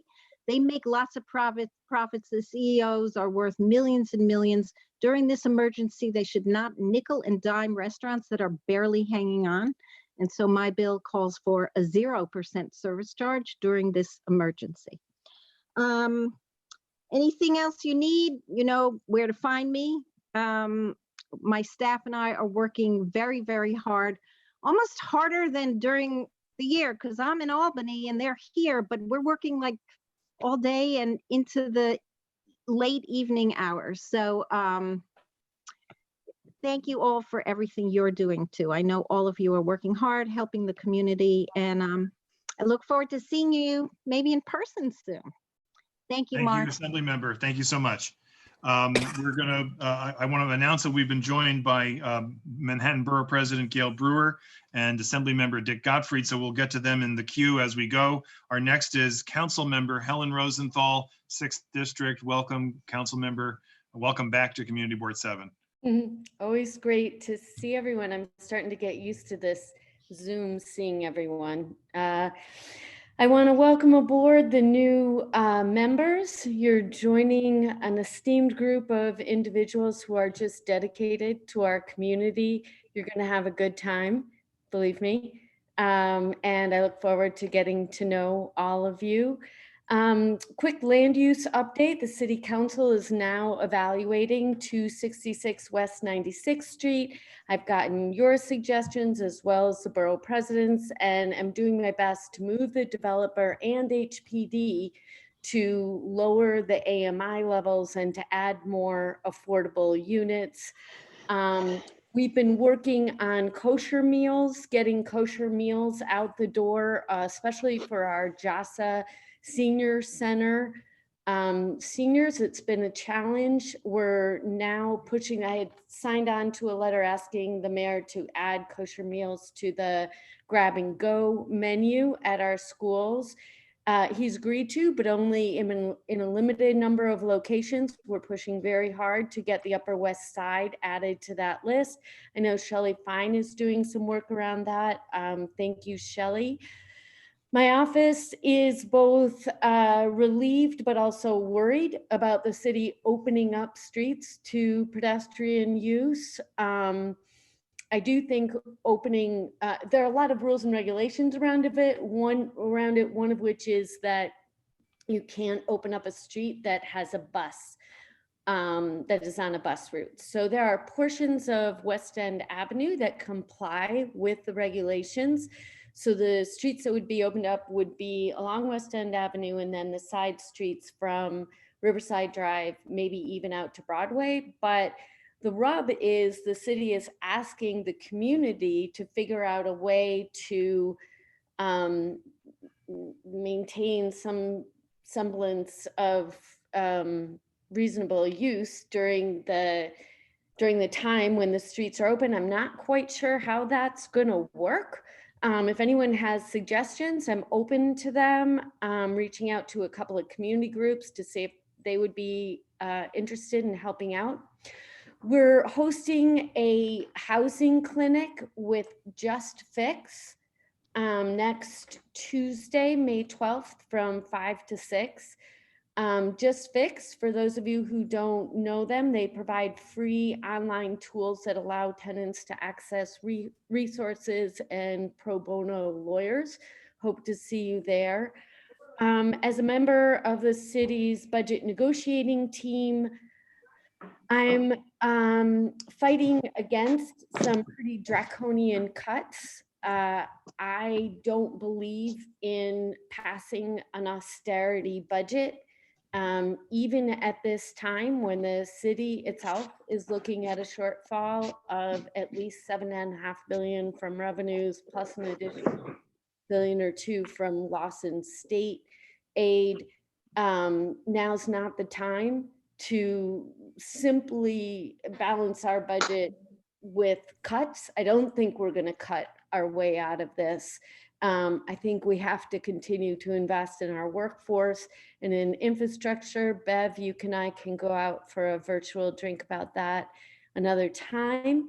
And lastly, I'd urge everyone to sign up to get my emails at helenrosenthal.com. The most recent one that went out talked about the hearing that my committee had jointly with Public Safety on this past Friday, May 1st, talking about domestic violence and how the city is both addressing the issue now and what plans are they making for when the pause is lifted, despite how slowly the increase in demand for domestic violence services is going to be meaningful. And we need to make sure the city is addressing that now, even in this budget. Thank you. That's it. Thank you, Councilmember Rosenthal, and thank you to Councilmember Rosenthal and Levine and Borough President Brewer for the incredible depth of talent that you've just given us in our new members. I'm moving us along to Senator Jose Serrano Jr., who is joining us, I believe. Can you unmute yourself, Senator? Yes, can you hear me? Yeah, I've got you. Thank you very much. Welcome to Community Board 7. Thanks for being with us. Thank you so much, Mr. Chair, and I appreciate you giving me the opportunity to pop by and say hello. And I want to say thank you to all the members of the board for the incredible work that they're doing, both in good times and in bad. And these are very challenging times. Very grateful for all the leadership that folks are exhibiting on the ground. And also very grateful for the wonderful group of elected officials that I work with, both locally in the community and in Albany. Find a group of people you won't find anywhere else. And I have a really wonderful time working with all of them. And this is when we need to be as united as ever. And I'm very grateful for that. While we've been in this situation of social distancing and our work never stops, I believe that as was mentioned by my colleague, Assemblymember Rosenthal, in many ways we feel busier than we've ever been because we're dealing with a lot of legislative issues, but the emergencies on the ground, whether it be food insecurity, PPE, healthcare issues, seniors.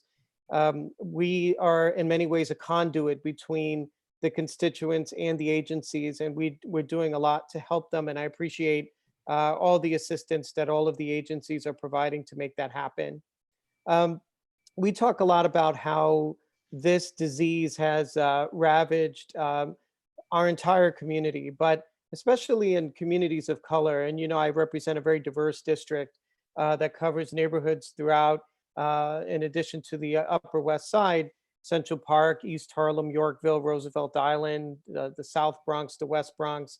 And racial and ethnic health disparities have long existed. And many of the folks in this room here have been fighting long and hard against those health disparities, but they were the smoldering fire that COVID is now the gasoline on. And it has really showed what happens when public health policy does not address these issues. And my hope is that, if anything, we learn that we're very vulnerable to situations like this in the future if we don't really look to shore up our public health policy and ensuring that there's real cultural competency across the board for all communities. I'm also very concerned about what will happen to our small businesses and especially our arts and cultural organizations and institutions. I'm the chair of the Senate Committee on Cultural Affairs as well as Parks, and many arts organizations, even in the best of times, are sort of right on the line. Not being able to continue to do what they're doing. And many artists are very much in that precarious position all the time. And now with this social distancing and with the closure of so many of our arts organizations, I'm very concerned what that will mean both for them and their ability to keep doing what they're doing and the arts to me and to everyone on this chat, obviously far more than anything aesthetic. The arts are transformative and they provide tremendous opportunities for education. They are a vehicle for social justice. And we can't afford in a city like New York to lose so many of our artists and arts organizations. And that's why I'll be working with my colleagues to find ways to help them to maintain the work that they're doing. Because we know, we saw after 9/11, it was the arts and cultural sector that helped revitalize our economy. They're an economic engine. When we think about all the different ways that we're going to try to come out from the economic downturn, the severe economic downturn that COVID provided, this is going to be our way forward. I'll put my phone number in the chat, but anyone who is continuing to have issues with unemployment insurance, please feel free to reach out to my office, my staff. They're doing a wonderful job in interacting with constituents who reach out, and we want to help. Also, folks who need masks or sanitizer or things like that, or, we want to help in producing those things and getting those things out to you. All of my colleagues, I see them out there on social media every day, providing those necessary assistance. But with that, I won't stay too long. I just want to once again say thank you to the chair and to all the members for giving me the opportunity to come by and say hello. Thank you so much, Senator. I'm going to call everyone's attention to the screensaver for Councilmember Helen Rosenthal, who has useful phone numbers on it. If you want to page through your screen, you'll see the phone numbers for the domestic violence hotlines, including ones in various languages. So I thought I'd mention that as I call upon Manhattan Borough President Gail Brewer. Welcome to CB7, and thank you for being with us and for waiting. Thank you very much, Mark. Am I unmuted? I think I am. You're doing great. And I want to thank the new members for joining us. I know you'll do well. I'm just going to go through some of the topics, some of which I think have to do with our future and why and how we can make changes. I know you heard earlier about the seniors and food. That was a topic that my office worked on at the beginning. And I think we have to think about it for the future. Seniors have always gone to the senior center. They couldn't. For a while, they were going down to the center, got food, and then some opportunities were from great performances and other DoorDash people were delivering it. And then the senior centers didn't know who was getting, who didn't. Some people were calling 311. I have to give Catherine Garcia credit as the head food czar in the city of New York. At this moment, I think every senior center, I know Goddard, for instance, has been trained on the platform that will enable the senior center to know which community members are getting food and which are not, and how to add as appropriate. And those who are on the 311 system, hopefully are getting food that's appropriate, because we often allow kosher, dietary needs, etc. But they don't have to call every 2 days to get it. So without getting into more specifics, what should it look like in the future? And that's something that we really need to look at, because we want to continue the good parts of this particular effort. Second about food is not necessarily on the west side, because we're working on NYCHA everywhere, but we do have Fresh Direct. For 3 weeks, they donated their services, and now from the top of Manhattan to the bottom, the city has given us the opportunity to continue that contract. And we have been working with some of the leaders all across the borough. And I just want to say something about what you already know is how great the NYCHA leaders are. They get individuals to work with their development to figure out who needs food and who doesn't. And I have to say, one of the heroes in this horrible virus are the leaders in NYCHA. We have, just like everybody else, we have masks. The Greater New York Automobile Dealers Association gave us $50,000, and we have been giving them heavily to senior centers. The West Side Federation, Wishfish, Project Find, New Jewish Home has been out of PPE constantly. Somebody forgot about the nursing homes between the state and the city. Without getting into specifics, got a Riverside, and I know we're going to be getting some to Douglas houses, and we are getting more. So just like other elected officials, if that's a concern, let us know. You heard a little bit from Helen about 266 West 96th Street. I didn't support the program, and I know Helen's trying to make difference. As you know, there is an MTA building there. When I was in the council, I got the city to buy it for $1, and it was a good deal. And it means that there is city-owned land on that site, which is how it gives the city council and others the opportunity to negotiate. But I do think the AMI has to come down a lot. It's at 130% in some cases, which is somebody could make $97,000 a year. That is not what we need, in my opinion. And I would like to see a lot more affordable units in that area. We can perhaps use some of that collegiate money that the chair and I have talked about to bring down some of the costs of those units. That might be an example of where to use the collegiate money. We're going to try to use it for some of the other buildings that are now going to be affordable in Board 7, but let's have a discussion about that, because there's a city-owned building there, and if I had my way, 100% of the development would be at a good low AMI. In terms of jobs and contact tracing, just today, and it's on our newsletter, which comes out every Monday to Friday, the state has jobs and the city has jobs, and I put all the information as to how to find them. And my guess is, like everything else, it won't last long in terms of filling them up, so people should apply. This is the biggest issue, is contact tracing. What does it mean? And so the public advocate is doing a town hall tomorrow, and we're doing one with Columbia University on May 12th. And I think the community boards in general should figure out what would or would not make sense from their perspective, because it could be done correctly or not. And obviously HIPAA issues, and certainly concern about privacy. There are many challenges that need to be addressed. We're also focused on testing sites. There are very few in Midtown, none in Midtown Manhattan. Our newsletter yesterday listed all the sites that I know have. There's no one list except for our list, as far as I can tell. The state has some, the city has some, and actually you can just go show up, even though you're supposed to make an appointment. I went around, just showed up. You know, I have a big mouth, and I found out if you show up, it's fine. But you can make an appointment if you feel better. But we need more testing sites, and that's all about what it's going to look like as we open up. Testing sites, testing sites, testing sites. I am concerned, like everybody else, about small business. And of course, you have the best small business advocates on Community Board number 7. There are no better than the ones you have. But I will say that, you know, we started working with Columbia Law School and Columbia Business School. And I did get some good news today that quite a few of the small organizations have been able to get through the bank process and through just all the paperwork process, and they have applications that are at SBA in Washington. So, you know, the feeling of just getting through that is phenomenal.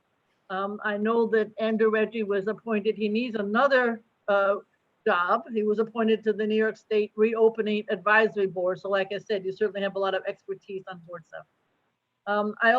There is something called Keep the Doors Open. It has apparently some funding. I tell everybody about every possible dollar, but that's another place. Perhaps deadline to apply is June 1st.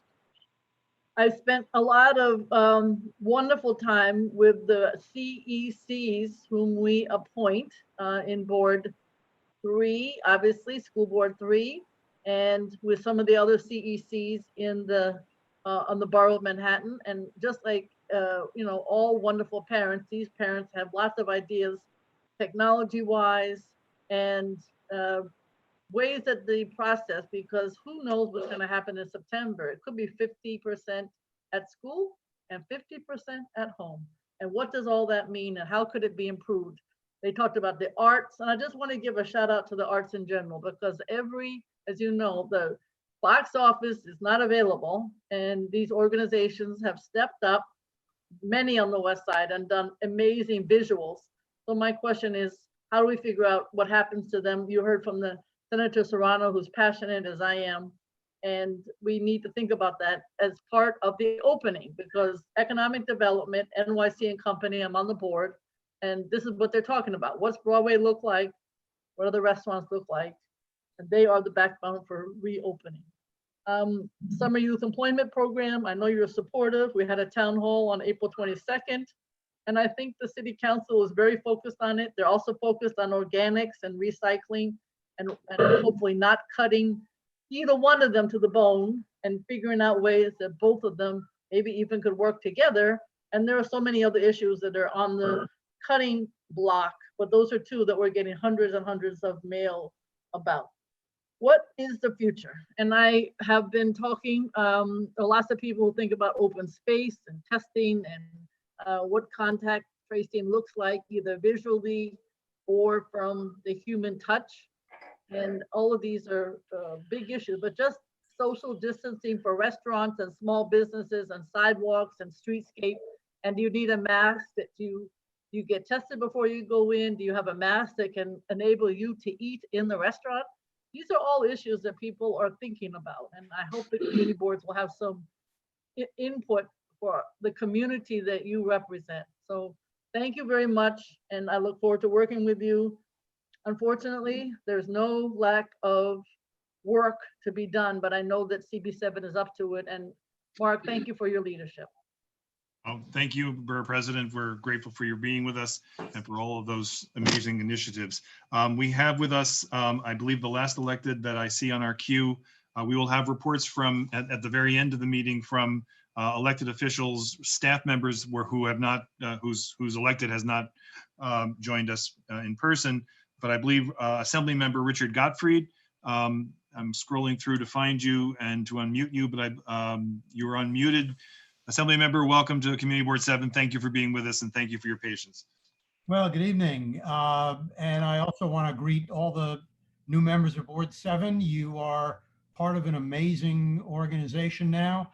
I've been going to Board 7 meetings for about a zillion years, and I've always been just phenomenally impressed with the intelligence, the knowledge, the fact that Board 7 members working for no compensation put in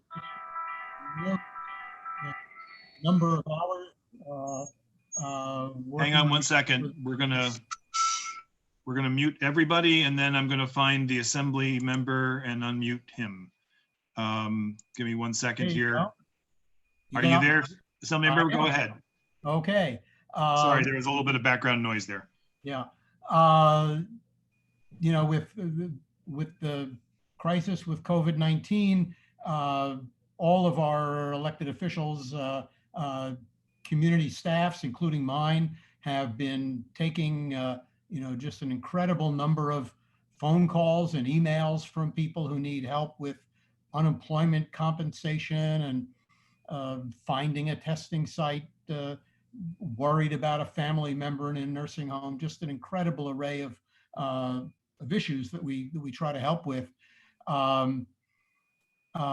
Several months ago on another issue, Assembly Member Eichenstein from Brooklyn reached out to me about the fact that the state's WIC program was not paying for kosher food, and he and I wrote to the department to make sure that it started paying for kosher food. And they have now done that. So one small victory. I have been pressing the state health department, and by the way, as I think you all know, I chair the health committee in the assembly. So I've been pressing the state health department to come forward with data on the number of COVID cases and deaths for each hospital in the state, and especially for each nursing home and adult home. They have so far stonewalled on that information, and we're continuing to fight for it. The Assembly and Senate will be holding a couple of public hearings related to the epidemic. On May 13th, we'll be having a hearing on the effect of the epidemic on small business and what we can do about that. And then the following week on the 18th, we will be holding a hearing on the disparities in impact on different racial communities in New York.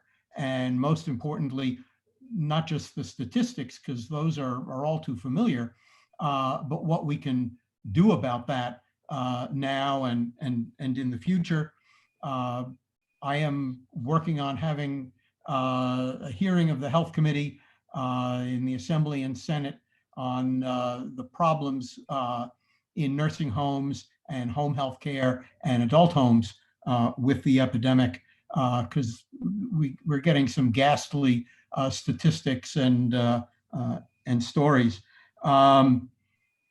When the legislature will go back into session is a good question. A lot of people ask me that. I and many of my colleagues have been pressing the Assembly to come back into session now using Zoom or some other remote technology, which we can do. We amended our rules to enable us to do that. If we don't get started pretty soon, all the bills that people are introducing to deal with the epidemic, as well as the thousands of other bills that are pending in the legislature, will just be scrap paper. I guess we don't put bills on paper anymore. I don't know what the modern word for scrap paper is. And so we've been pressing for the legislature to come into a remote session.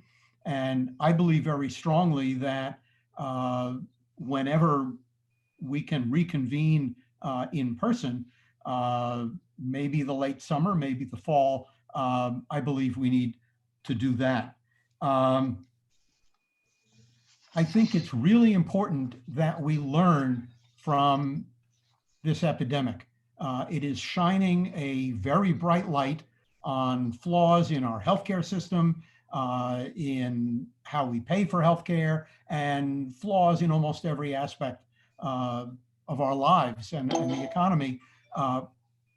We've got to learn from this. We've got to study how we got into it, how we dealt with it, and what we need to do different in the future.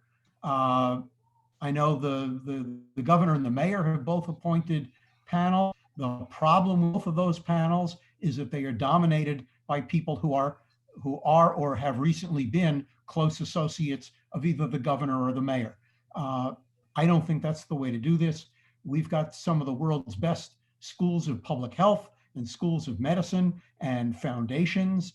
I think we need to call on them to come together, independent of governors and mayors and legislators, to do that kind of analysis so we can really learn for the future. That's it. Thank you very much, Assembly Member Richard Gottfried. And that concludes the elected reports from the electeds who have joined us. We thank you for being with us in person. It's always a privilege.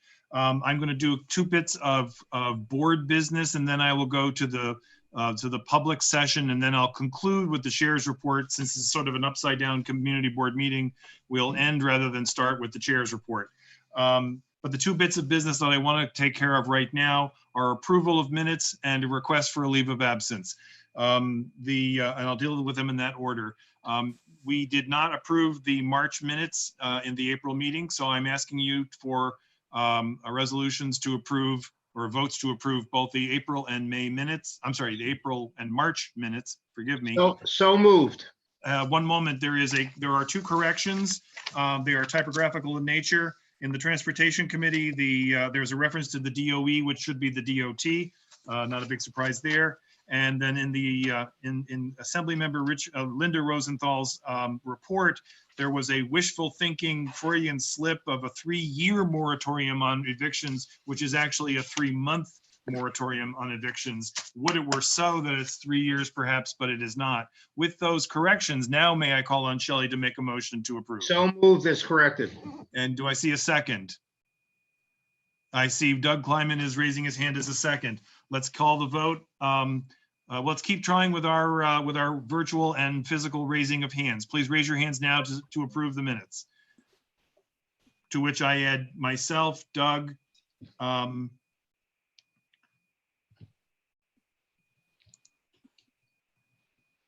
see Rich is 3. I don't know if Polly can hear me.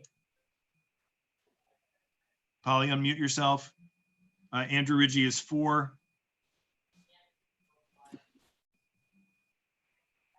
Audrey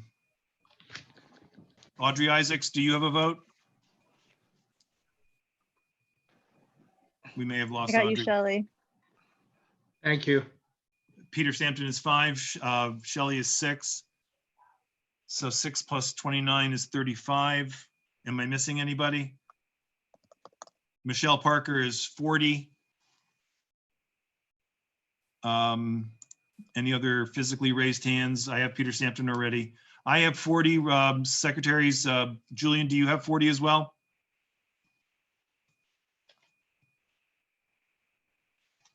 Did I lose Julian? No, sorry, I'm just giving a thumbs up. Yeah, 40. 40, very good. So I have 40, please lower your hands and go ahead and lower your hands. Thank you. Great. Actually, is there a way I can lower your hands? Lower all hands. Here we go. Okay. Now, anybody voting no on the minutes, please raise your hand now, physically or virtually. I don't see anybody. Anybody abstaining, please raise your hand physically or virtually right now. Courtney is 1, Clary is 2, Rosa is 3.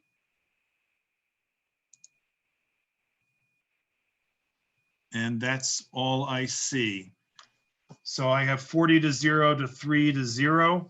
Is Julian, does that jive with what you have? Yep. Very Yep, that good. works. Okay, the other bit of business that I want to do is that I'm asking for a, oh, Polly, I'm sorry, Polly, do I have to unmute you, Polly? Where are you? I'm sorry, I got a text from Polly that she wants to vote. Here we go. I guess I have to unmute you. Polly, go ahead and vote. Okay, I'm voting yes. I don't know why I keep getting muted. I don't either. I'll just leave you. I'll leave you up Okay. and running, and hopefully that'll work. Thanks Okay. very much for texting. Okay, the other request is for a leave of absence for the months of May and June for our colleague Jeanette Roush. I am obligated by the General Counsel of the Borough President's Office to take a vote on this. Otherwise, we would do this privately and quietly, but there is good reason for good government to do this as a vote. As you know, we tend to distinguish between medically and other intensely personally related requests for leave and those that are more related to business and so forth. So I will share with you that this has more to do with a personal family tragedy than any convenience or anything like that. May I have unanimous consent to grant them the leave of absence? Please say yes by raising. Let's just raise our hands physically right now. Mark, this is Polly. I'm voting yes. Thank you. I see all the hands raised. I'm going to call this a unanimous voice vote.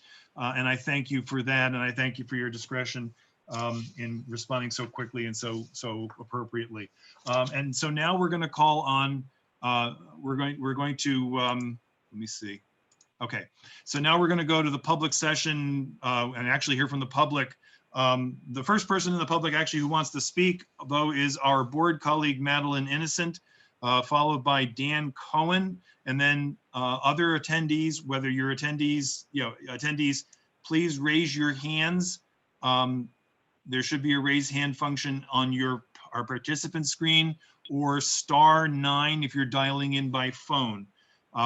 We tend to do this for just a couple of minutes, please. And considering that it's 8:15, we would like to move along, but we want to hear from everybody. So please, we'll start with Madeline, and then we'll go to Dan Cohen, and then we'll look for other hands raised. Madeline, you have the floor. Okay. You have to unmute yourself. I got Go it. ahead, I got Madeline. it. Hello, everyone. First, I like to, before I talk about NYCHA, I would like to thank Gail Brewer for her involvement in getting things done in Douglas and for public housing in general.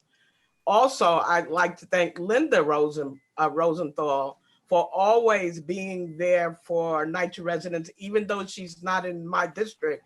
She has always been there, because I want to thank her for that letter this morning to NYCHA. Second of all, not to contradict anybody, any electeds or anything like that, NYCHA is in crisis. And here in Douglas, we are going through a tremendous problem with misinformation. I listened to every conference with Cuomo and Mayor de Blasio about giving items to NYCHA residents as far as masks, food, and sanitizers. I heard recently that they dropped off a bat of sanitizers, and no, how are the residents supposed to get that? TA presidents are overwhelmed with the supplies, not getting out the items that are needed. We have 4,588 residents in Douglas. I live in Douglas 1, and I'm only going to concentrate on Douglas 1 right now. We have 1,300, a little over 1,300 apartments, 2,629 residents, 11 buildings in Douglas 1 alone. We have 296 residents who are seniors, or 23%. We have employed residents 521, or 41%. Social Security residents 496, or 39%. And I could go on. Now, my point is that with each development, we have Douglas 2, and we also have Douglas Addition. And each of those divisions of Douglas, we have over 20% are seniors. So that adds up to almost 70% of seniors who are not getting it. Maybe 10 out of that are getting. It is not organized. Seniors are suffering. I get phone calls. I get residents that they get me when I go outside. I just helped a resident who was ill, a senior resident. There is no help. They're not being wiped down. There's no information in the lobby. If they are giving out these items, there's no information in the lobby. Come to so-and-so to get your mask or your sanitizer. Like I said, a vat of sanitizer. What are seniors supposed to do? I think it should have been given out to the community centers. Amy, I'm sorry about this, but the Children's Aid Society is right here. I think it would have been more well organized to give out to the residents. I want to cry with these residents. Somebody told me I'm very emotional. This is a time to be emotional because no one is, you know who the only person who spoke for public housing? Meghan McCain, a Republican. This was months ago. I don't hear, and the only two I've heard so far, Gail Brewer, Linda Rosenthal. There are no local electeds that are, and I'm getting emotional now because I'm tired of saying everything is okay. Cuomo said that they was going to test the density area for low income. We're here. We're here, stuck in our apartments. We're here, afraid. We're here, not getting what we should get. When the only person who speaks up about public housing is a Republican, what is happening? Why is that possible? You have information that are not given to you elected. I'm a resident. I know what's going on here. I know what I hear every day. When are we going to stop being? We were in crisis before this coronavirus. When this is over, we're going to be in more crisis. Somebody has to reach out and help us. I'm tired of hearing Cuomo and the blog say, oh, we delivered such and such to NYCHA. And that's all you did was take it there. There's some TA presidents with sanitizers in their apartments because they don't have TA room. There's so much going wrong with this NYCHA. Don't just say what you're gonna do. I wanna see it. And it's not happening. I don't want to sit with neighbors or stand out in front of the building crying with these neighbors. What are we going to do? What do we have to do? What do we have to do? Beg? And that's what I'm doing right now. I am emotional, whoever thinks that I'm an emotional person, because no, we are not being thought about at all. So that's just my comment today. I'm very upset. All weekend, I didn't know how to approach this, but this is my only way emotionally, because no one's caring about us. I read you those statistics. I can give you more. I stood all day plotting out how I could convey to you all we are in need. We are people who've had jobs. We are people who pay taxes. We are people who will continue to pay taxes. We are people who clean our own building. We are people who help each other. We vote for electeds, and I've been voting since I'm 18. And I'm gonna tell you my age, I'm 63. So minus that from 63, you know how long I've been voting. What about those people who pay their taxes? You know, when I go see an elected official, they say, oh, do you vote? Why should you care whether that person will vote? They're American citizens. They're in need of help. You help the homeless. We're not homeless. We're working.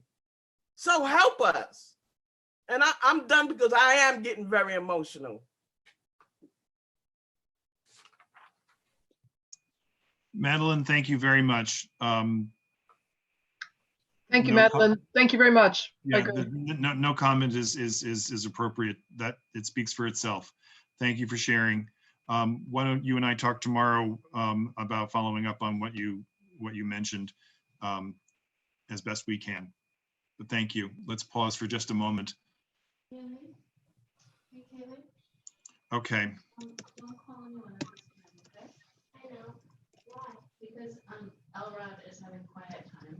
Okay, if everybody could please mute themselves unless you're called upon, that would be very helpful. Thank you.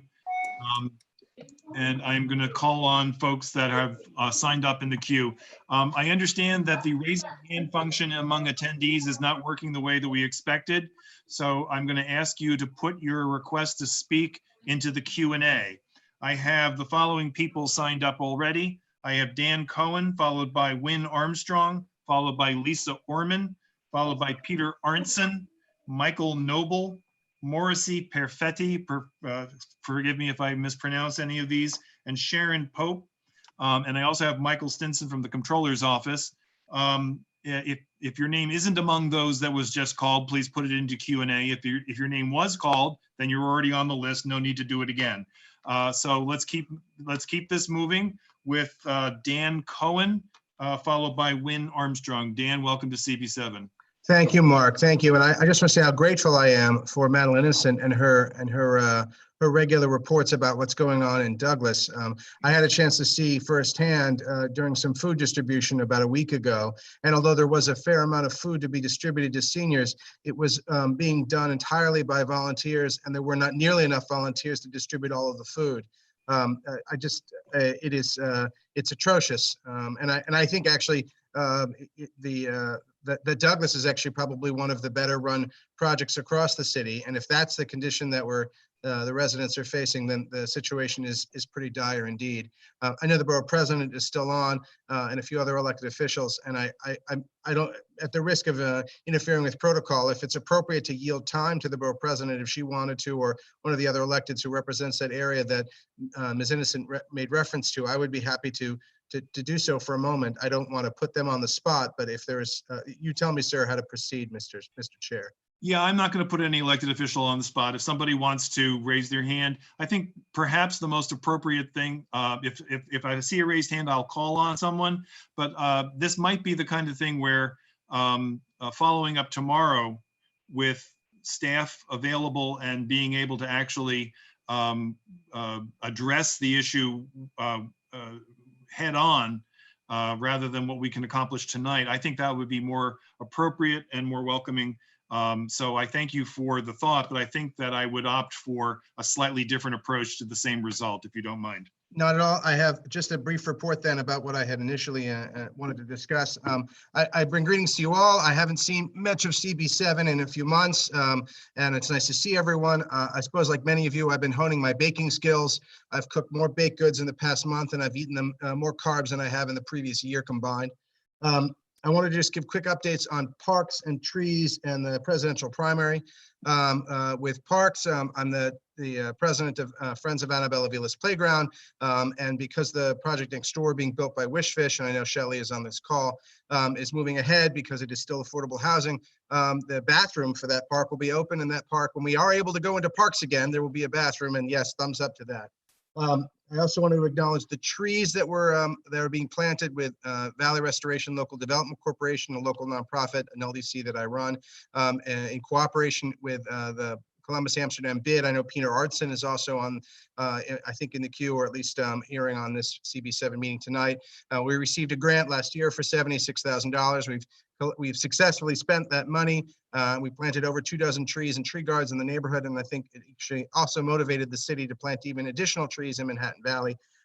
I saw there was a new board member, and congratulations and welcome to the new board members who lives in Manhattan Valley, and I hope I can connect with her at some point. Ms. Arenas, would love to talk to her about what we're doing in Manhattan Valley, and love to connect with her as a fellow resident. And then just to bring it to a close, just want to say that the presidential primary is now back on, that a judge has overruled the decision to cancel the Democratic presidential primary. The Republican one is already a foregone conclusion, but the Democratic presidential primary is back on for next month. Perhaps that gets challenged again in court, but just as a report on that as well. Happy to take any questions. If there aren't any, I wish you all a safe and healthy good night. I'm going to ask that the questions be addressed to Dan in the chat because we're running a little longer than we probably expected. And I'm going to keep this moving by calling on Win Armstrong. Thank you, Mr. Chairman. Thank you. So give me 1 second for a technology freeze here. And I'm looking for Win Armstrong to, oh goodness gracious. I thought we had you. Are you in? Did somebody promote Win to panelist?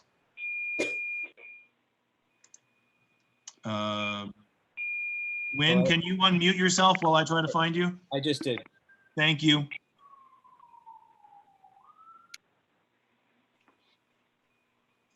Win should be able to speak now. Win, can you hear me? Yes, I can hear you. Can you hear me? I can now. Thank you. Please go ahead. Thank you, whoever did that. There was nothing. It was Doug, our second vice chair. Okay. Thank you, and take it away. I'm speaking from Park West Village, and I have, in a sense, good news. Out of the very bad lead and toxin testing at PS 163, which took place several years ago for the environmental study of what was then to be built, the 20-story Jewish home, is now a proposal before the Assembly and the Senate for a better lead bill, which will reduce the amount of toxins that one is allowed. These were recommended, the standards that we're using were recommended by Earth Justice, endorsed by the Ninth Circuit Court in California, proposed to the EPA, and for windowsills and floors have been adopted in New York City, but not New York State. This legislation, and I'll give you the numbers in a minute, the legislation is now before the Senate, was passed actually by the Senate in the last session, but because it was not taken up by the Assembly, is now both in the Senate and the Assembly. The Assembly bill is being co-sponsored by the chair of the Environmental Conservation Committee, Stephen Engelbright, and by our own Assembly Representative Danny O'Donnell, as well as a Philip Speck, an upstate member. And in the Senate, it was sponsored by Brian Benjamin, our senator. And as I said, was passed in the last session, but has to go through again because it wasn't passed by the Assembly. As Assemblyman, as has been indicated, the Assembly and the Senate may or may not take up any other legislation other than that relevant to the coronavirus. But we want to be sure that this is supported, that it has gone through the hoops. It's been passed again by the Environmental Conservation Committee in the Senate and is in front of Liz Kruger's Senate Finance Committee, where we have every expectation that it will go through and be ready for the full vote. It's sitting for the moment in the Environmental Conservation Committee, along with hundreds of other bills that may or may not get attention. but I want to call this to your attention. It's an ill wind that blows no good. This was a real problem threatening the PS 163. It's a local issue, but here, but many other schools, we have well, I've been listening now for nearly a decade. This is not a unique problem. It would be leadership for New York State to do this, but as I say, the city has already begun the process, and California and other states have done it too. So I am inviting, in a sense, in the abstract, but I am inviting your support. I'm not asking for official support from the community board, but the community board, as the old members know, have been involved in this for a decade in evaluating in the environmental study that was required by the state. Well, we prompted it. And you've been very constructive all along with your analysis, with your testimony, with your statements, and so forth. And our legislators have been very good. And as I said, both Brian Benjamin in the Senate and Danny O'Donnell in the Assembly are sponsors or co-sponsors of this legislation. I'll give you the number because it's if you Google the number, you see immediately what it is. It's only a page and a half of reading. The legislative part is just a couple of sentences, and the backup, which we provided to them. They did a very good job in the memo of support.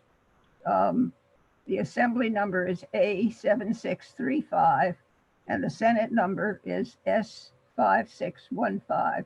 Same bill, so it doesn't matter which you Google. But anyway, I would just want to say we want it to be on top of the pile so that if and when they deal with other matters, this one will get the attention and get through. And thank you, Madeline. We thank will. all of us for it. Thank you, Madeline. As Madeline, I'm sorry, Winifred. I'm sorry. All right. It's a long evening. Yeah, well. Madeline's a friend. Never mind. Madeline's a friend, and I'm looking at her, and I'm calling, anyway, I apologize.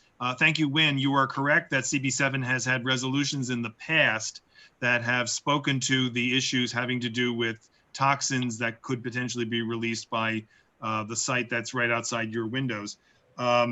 We also have a legislative task force chaired by our Jay Adolph.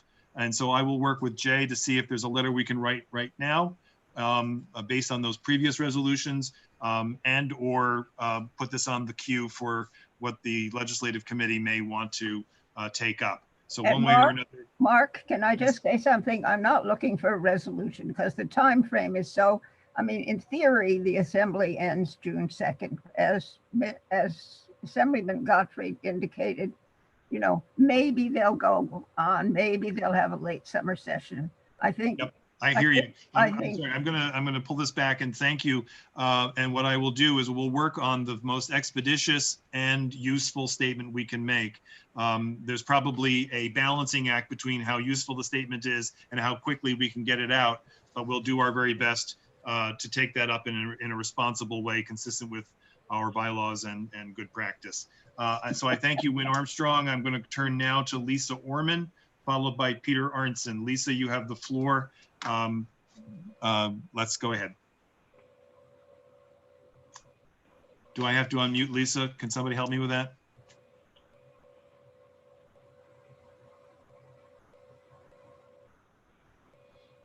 Oh, goodness. Hear me? Oh, now we got you. Thank you, Lisa. Okay. Go ahead. You have the floor. Great. Nice to see you all. I don't know if you can see me, but I can see you. My name is Lisa Go ahead. Pardon me? Go ahead. Okay. My name is Lisa Orman. For the new people, I'm the director of Streetopia Upper West Side. As we start to emerge from this 2-month period of slowing down and focusing on our health and our families, we have lots of choices to make. If COVID has taught us anything, it's that the old normal didn't support healthy outcomes for many in our population. We've been making bad decisions based on the economy and growth, and in the process, we've left behind huge swaths of our population. I'm here to sound the alarm bells. We can go one of two ways here in the city. We can put our heads in the sand and yearn for a return to the old normal. We can ignore the fact that people will be afraid of public transit and won't feel safe taking it. And I say that as a monthly MetroCard holder and a parent who is on the subway up to 8 times a day. Or we can plan for a new normal. We can embrace and understand people's fears and build out a system of bike lanes and pedestrian-only spaces where people can safely navigate the city without getting into a car. Because that's really our choice. Do we want to be a polluted, congested city, or do we want to embrace the opportunity to be innovative, forward-thinking, and build a city that supports our climate goals, our health goals, and our safety goals? The Upper West Side, in my opinion, can really lead on this, from supporting our local businesses with ample loading zones and pickup delivery zones, to supporting families like mine who want to commute by bike and need a true network of protected bike lanes. Let's rethink our residential side streets, as Helen was mentioning, and how they can offer neighbors ways to connect and exercise. Let's create bus-only lanes on every avenue with a bus. We can choose how our neighborhood looks. Let's not lose this opportunity. In my opinion, I'd like to see us create a dynamic, connected, healthy neighborhood for all. And thanks for the opportunity to speak. Thank you very much, Lisa. Following Lisa is Peter Arnson from the Columbus Amsterdam bid. Peter, can you unmute yourself, because I don't see I just did. Okay. And oh, we got you in picture too. Great. Go ahead, Peter. Okay, real good. Good to see you all, and thank you for allowing me to speak. Thank you for your work and persevering through all this. Couple of things of note up in our neighborhood. One is a major concern about the lack or the discontinuance of the New York City Sanitation Organics Program. I am seeing more rats on the street, both alive and dead, and that is an issue that we have fought for years, and it's coming back in force right now. The organics, I would like to see it become mandatory. In any case, the open streets, we have a number of possible streets up in our area that I would like to see opened up, and I will reach out to the community board about that in the future. I am very concerned about the vehicles. When we started the pause, the streets were amazingly nice to walk on. In the past 2 weeks, the speeds have increased, and the lack of concern by some of the drivers is a concern. It's also a concern from the lack of pedestrians paying attention, but that's another matter. There's a hotel and a shelter on West 107th Street, and I am very concerned about what's going on in them. The hotel, I know, is not doing what it needs to protect its tenants. They have shared bathrooms and kitchens, and they're not getting what they need. So that would be an issue. They're owned by the same, what do you call them? Slumlord? Yeah. So in any case, that's what I will speak about for the moment, and I'll look forward to joining you on some of the committees. Take care. Thank you, Peter. Peter, Sure. You usually have brochures with with activities and so forth. Obviously, in the pause, it's probably a short list. But if they are digital, and when it's time to bring them back, please email them to me, and I'll make sure that they get onto our website somehow. We're experimenting with our website and trying to do as much as we can with it. So we'll talk offline, but I'm going to invite you and everybody else to do that. Look up the Bloomingdale School of Music. They're continuing to do stuff. And oh shoot, I put in the question and answers. Elizabeth Acevedo, who grew up on West 109th Street and wrote the Poet-X about the neighborhood, was just written up in the New York Times. Cool. Thank you, Peter. Mark, Christian asked Peter if you have a list of restaurants and businesses that are open. Yes, I've shared that with West Side Rag. We've updated it on a weekly basis, and it's at our Bloomingdale Restaurants.nyc. And I'll try and make sure that it's updated again this week, because we've had a couple more ones just open or reopen. Thank So you, thank you Peter. for asking. I'm sorry to interrupt. Can you put that that address into the chat before you leave? Yes. Thank you. That's a way to preserve it. Okay, There have been a thank number you. of comments from folks that have been signed up to speak who are concerned about a typo in our agenda relating to a restaurant called Motorino and concerns about exhaust. I believe that Mr. Noble and Ms. Pope and Ms. Olinto, forgive me if I mispronounce, are folks that are signing up to speak about that. I will certainly give you the opportunity to speak, but I wanted to mention two things first. One is that we already voted on that resolution last month, so the vote is already taken. The other is that, notwithstanding the fact that we voted on it, the co-chairs of our Business and Consumer Issues Committee is already reaching out to the restaurateur. I will also note for you that several of us, including myself and the chairs of the BCI committee and one of our vice chairs, took a tour of the roof where that was taking place and worked with the restaurateur. And so we will continue to follow up. We have reason to believe that the restaurateur wants to do the right thing. And so with that said, you have our attention, you have our best minds on the issue. But if there's more that you want to say, I'm going to call on Morrissey Perfetti, followed by Sharon Pope. Can you unmute yourself and address? Welcome to CB7.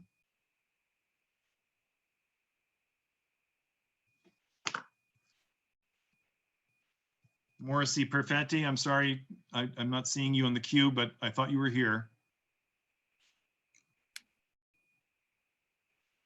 All right, I'm going to call on Sharon Pope and we'll go back to Mr. Perfetti. Sharon Pope, are you here? Mark, this is Morrissey. Can you hear me? Oh, I'm sorry. Okay. Among other things, I had the pronouns wrong. Forgive me. Welcome to CB7 and thank you for joining us. Not a problem. Good evening, Community Board 7. My name is Morrissey Perfetti. I'm joining as a co-owner and resident of 102 West 85th Street, just to express my concern over Motorino's request, which I guess has already been granted, to expand the seating capacity. I've actually been working with Matthew since 2016, I believe it was, when he opened the restaurant to address the smoke and soot issues. And as I'm sure you know, he put in something called the smoke zapper, which dramatically improved the situation. However, my concern now is that there is still soot that's collected on my couch and my countertops and my rugs consistently that I have to clean every week because I'm on the 9th floor, right where that emission is. And my concern is that the smoke zapper is not adequate for the size of the facility. So I'm hoping that you might be able to assist us in working with him to get something in there that is adequate so that I can eat and live cleanly in my neighborhood. Thank you. We are in fact already working on that, but that's helpful information. I'm going to now call on Sharon Pope. Sharon, do you want to address? Yes, thank you. Hi, thank you, Mark. My name is Sharon Pope Marshall, and I am the Outreach Director at Bike New York. I really appreciate the opportunity to speak. And also, it's just great to see everyone. At Bike New York in 2019, we taught bike safety skills to almost between 20 and 25,000 students. We are not going to be on track to do that, obviously, for 2020. We have the new normal now, and the new normal is videos. I would like to direct everyone to our website. What we have there are videos that cover all aspects of biking and biking safely and confidently, particularly within an urban environment. And those videos there are especially useful to all of the new riders that we're seeing in the city. Obviously, this is not something that I need to tell you, but there has been a significant uptick in the number of bike riders in the city. And we need to reach them. And that's the reason why I'm here talking to you as well as other community board members. would really appreciate it if you could help me to get the word out that we do have videos that cover everything from street skills to how to ride consistent with the laws and regulations of New York City as well as New York State. I placed my name and telephone number in the chat, but I will also give you my telephone number as well. It's 212-870-2074. And thank you very much for this time to talk to you about Bike New York. If there's any other way that we could help on any bike related issue, we're definitely here. And stay safe and be well. Thank you very much. The next person on our queue, and I believe the last person other than elected representatives is Sonia, is it Olinto? Forgive me for pronunciation. Mark, I just texted you. I don't believe she's still on the call. I don't see her as either a panelist or an attendee. Okay, so we're going to hear now from two elected representatives who's elected was not with us. And then we're going to finish up with the chair's report. As part of the chair's report, two of our colleagues have asked to address you. That is Shelley Fine and Polly Spain, both, I believe, speaking about food insecurity issues. And so that will be part of, so I'll call on you as part of the chair's report, which will round out our meeting before we have a robust vote to adjourn. So we're going to call on Mike Stinson. Mike, are you with us? Followed by Hannah Weinerman. Mike Stinson is from Comptroller Scott Stringer's office. And Rich is going to promote you if we can. And also Hannah, go ahead and do that same. Is Mike with us? I'm here. All right, go ahead. Hi, Mark, thank you. And congratulations to all the new board members. You definitely picked one of the top 12 boards in Manhattan. So congratulations. I just have a couple quick updates from Comptroller Stringer. Today, he released an analysis of the city's fiscal year 2021 executive budget and outlined the state of play for the city's finances. The new analysis of the executive budget spotlights the city's over-reliance on reserves and one-time savings. And the Comptroller's renewed his call for the federal government to pass need-based budget relief for New York and other hard-pressed state and local governments. The Comptroller also continued his push for city agencies to identify more recurring savings and efficiencies to close the budget gap, protect the social safety net, and support city workers. One of the horrifying projections that our analysis found was that more than 900,000 New Yorkers will lose their jobs by the end of the second quarter in June, which is 1 in 5 working New Yorkers. I will put that whole analysis in the chat, well, the link for the analysis in the chat, as well as what the next things I'm going to talk about. We've been providing presentations via Zoom on the resources from federal, state, and city government and private sector available to small businesses and MWBEs impacted by COVID-19.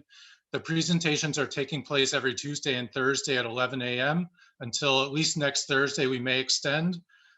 Interpretation is available in American Sign Language, Arabic, Bengali, Cantonese, French, Haitian Creole, Korean, Mandarin, Polish, Russian, Spanish, and Urdu. And finally, we also have our own resource guide. It's actually a resource center that Luke from our office helped put together with our IT department. It's got just about every bit of information you can find, what city, state, for homeowners, tenants, nonprofits, small businesses. I'll put that link in the chat, and we are continuously updating this. So if there's something you want to see in this, be added to this resource guide, I'll send the email link that you can share with anybody who's interested. Thank you, Mark. Thank you, CB7. Thank you, Mike. And we're going to go now to Hannah Weinerman from U.S. Congress Representative Gerald Nadler's office. Hannah, are you with us? Hi, everyone. It's a pleasure to see everybody. I'm going to be very short. I just wanted to, first of all, thank you for the wonderful webinar that you did last week on the Small Business Administration. It was really informative. I do want to acknowledge that we know that the PPP program, there's a lot lacking there. I will say that if you have any specific cases or questions, feel free to email our office. So you can either submit casework online at nadler.house.gov, and I'll link it all in the chat, or you can call our office at 212-367-7350. I just want to flag a few things, just because we know that there's a lot of money's been allocated through the stimulus bills, but we know that there's a lot more to go. There's a lot of issues with the program, the different packages. The bills fall short in addressing many of the pressing concerns. So Mr. Nadler is, with the rest of Congress, working on the fourth stimulus package. And I just wanted to flag some items that he's highlighting because of what we've heard from our constituents, including on the webinar on Thursday. So in the next bill, we want to support small businesses in high rent areas like New York by removing the 75-25% rule for the PPP that prohibits small businesses from using more than 25% of the funding for non-payroll costs like commercial rent. In a place like New York, we know how expensive that can get. Protecting our elections and universal mail-in ballots, creating a heroes fund to compensate all of our essential workers. We're going to include a fix to ensure that business interruption insurance covers pandemics, increasing SNAP and food assistance, revenue replacement for our state and local governments to stave off dramatic program cuts, which a lot of the elected spoke about earlier, funding for our vital service agencies such as the US Postal Service and transit agencies like the MTA, and also just maintaining strong oversight of how these massive stimulus funds are being spent.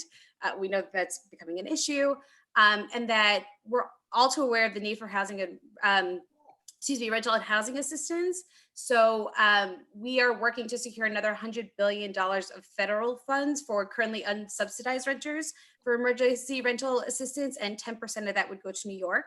And shockingly, we are also doing non-COVID related things. So I just wanted to flag one thing. And again, I will send our newsletter to Mark to include. There's a lot of things happening in the Judiciary Committee, but one of the things is that the House Judiciary Committee is going to call upon Jeff Bezos to testify.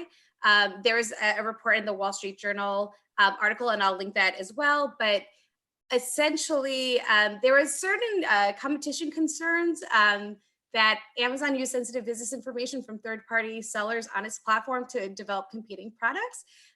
We are going to call, because that would contradict something that one of the Amazon representatives testified in front of Congress. So we want to call upon him to clarify that statement and to figure out what's going on vis-a-vis that. So I will include all that information in the newsletter, and I will include all of our contact information.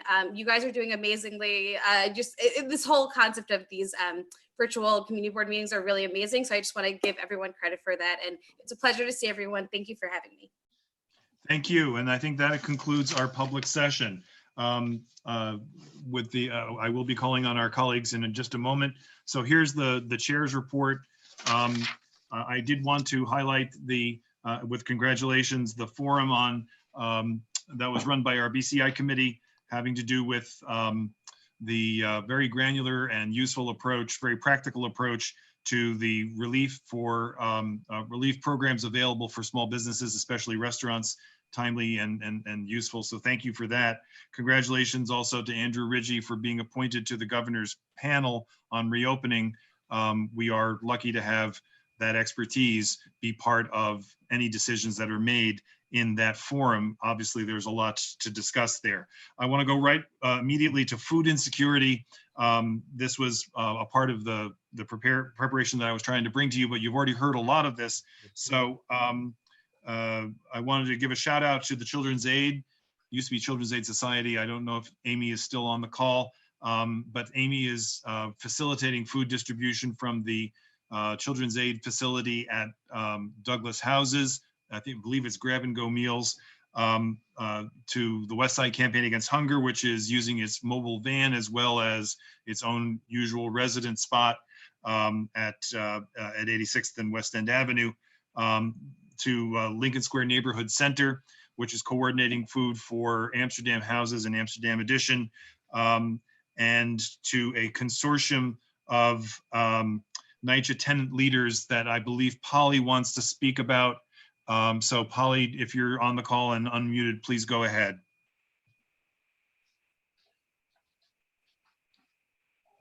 Do I have to unmute Polly? Let me How about now? Polly, are you there?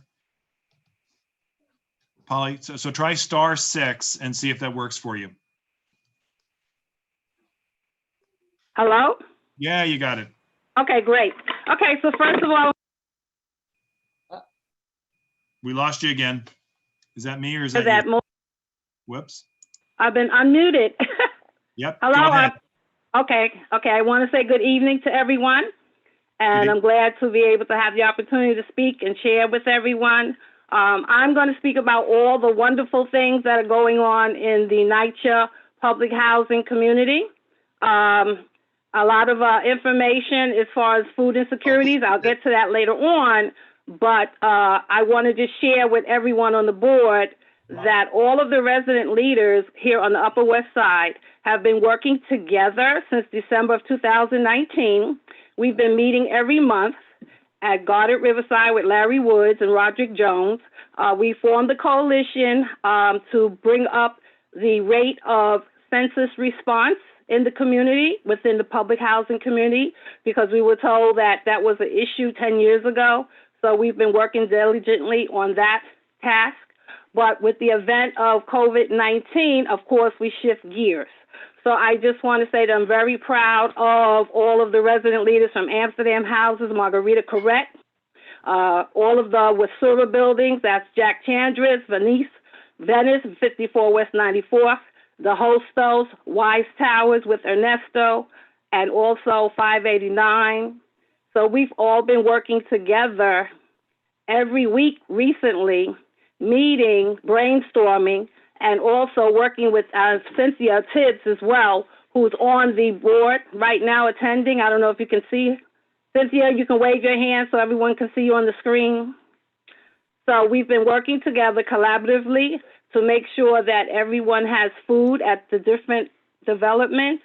We have been working with Fresh Direct, which Gail definitely has spearheaded to make sure that all NYCHA developments have access to Fresh Direct, which I want to say thank you to the borough president.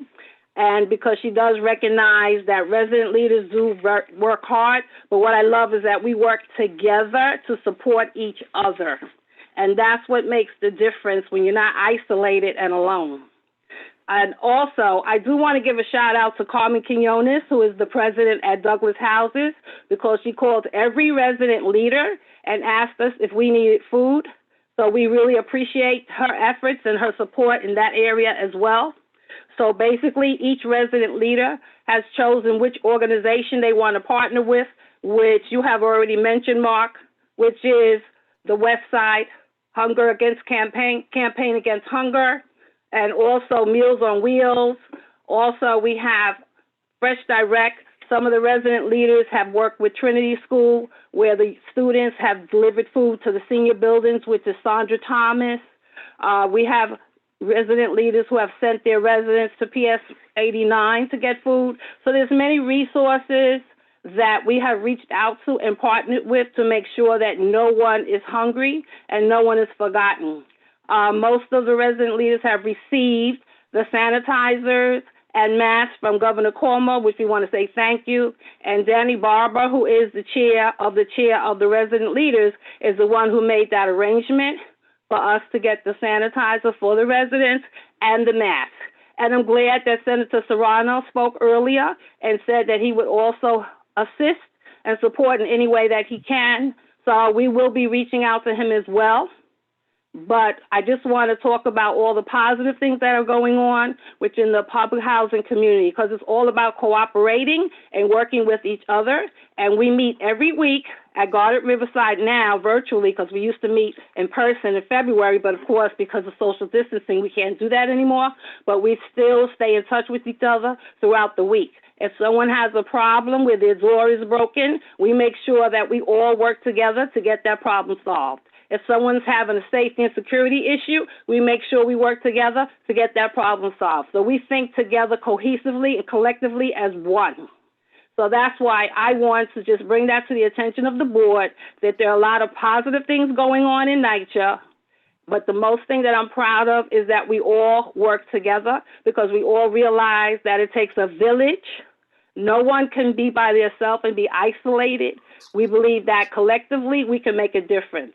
And if we don't learn anything from this situation that's going on, this crisis, we must learn that the most important thing is to have humanity and to love our neighbor. We don't have to always agree about everything, but I think that we should all walk away with a lesson to know that it's important for us to start caring about each other and truly fulfilling the meaning of love thy neighbor.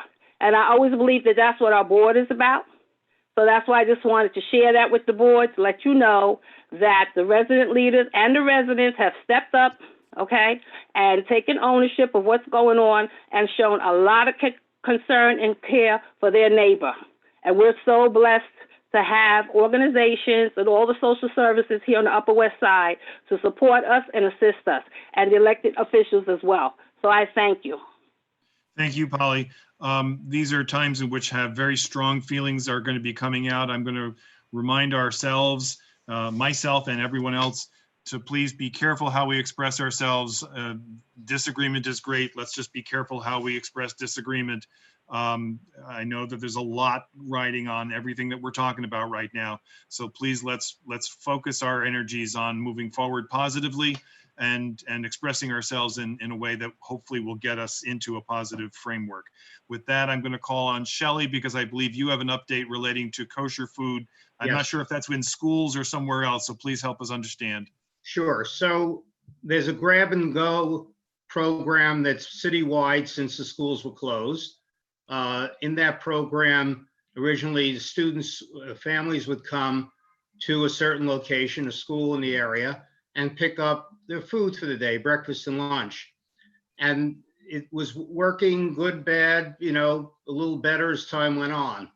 But it wasn't until over a month later that the city woke up and said halal and kosher food was being served in schools also, and no provisions were made.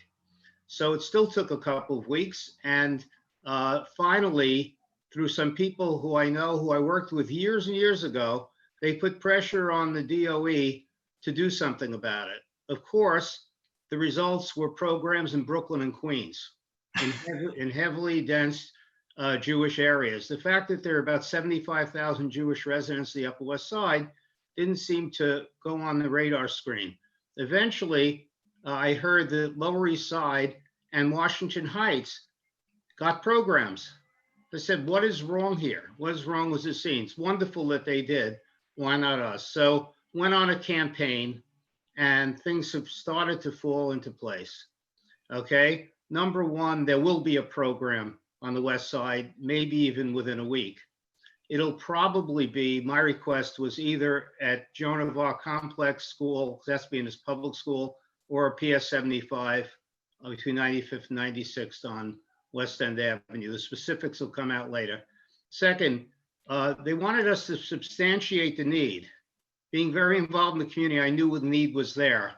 But just to tell you, in addition to the dozens of people who we knew needed, a lot of elderly, other people who were unemployed, normally struggling with food insecurity.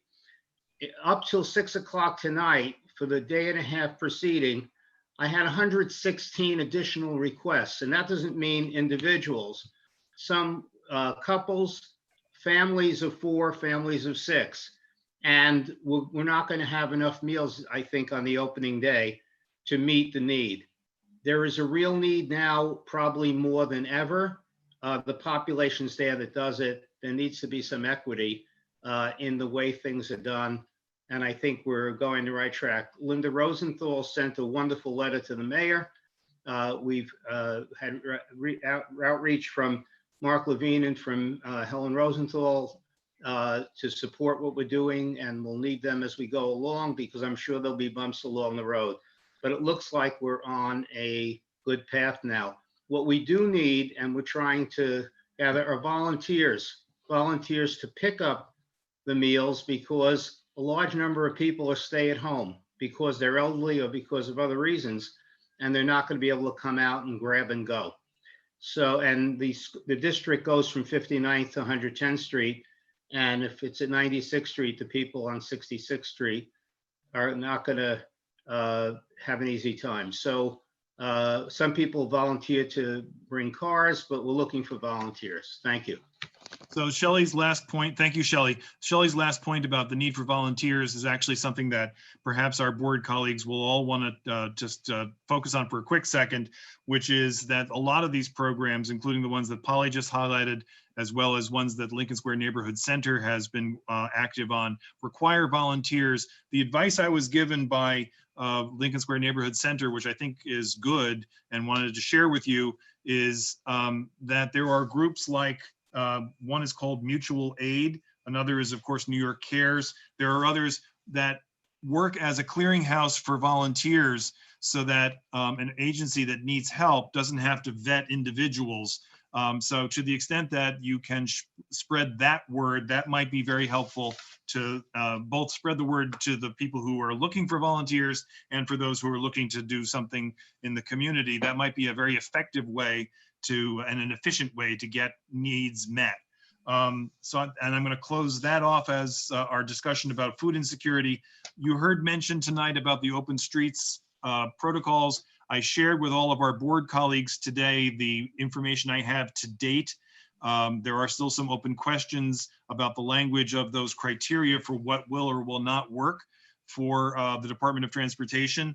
I'm speaking about the very limited north-south options, because the requirement that the street not be a bus route or a truck route pretty much rules out all of our north-south avenues except for West End Avenue and a portion of Manhattan Avenue, West End Avenue above 72nd Street, I should add.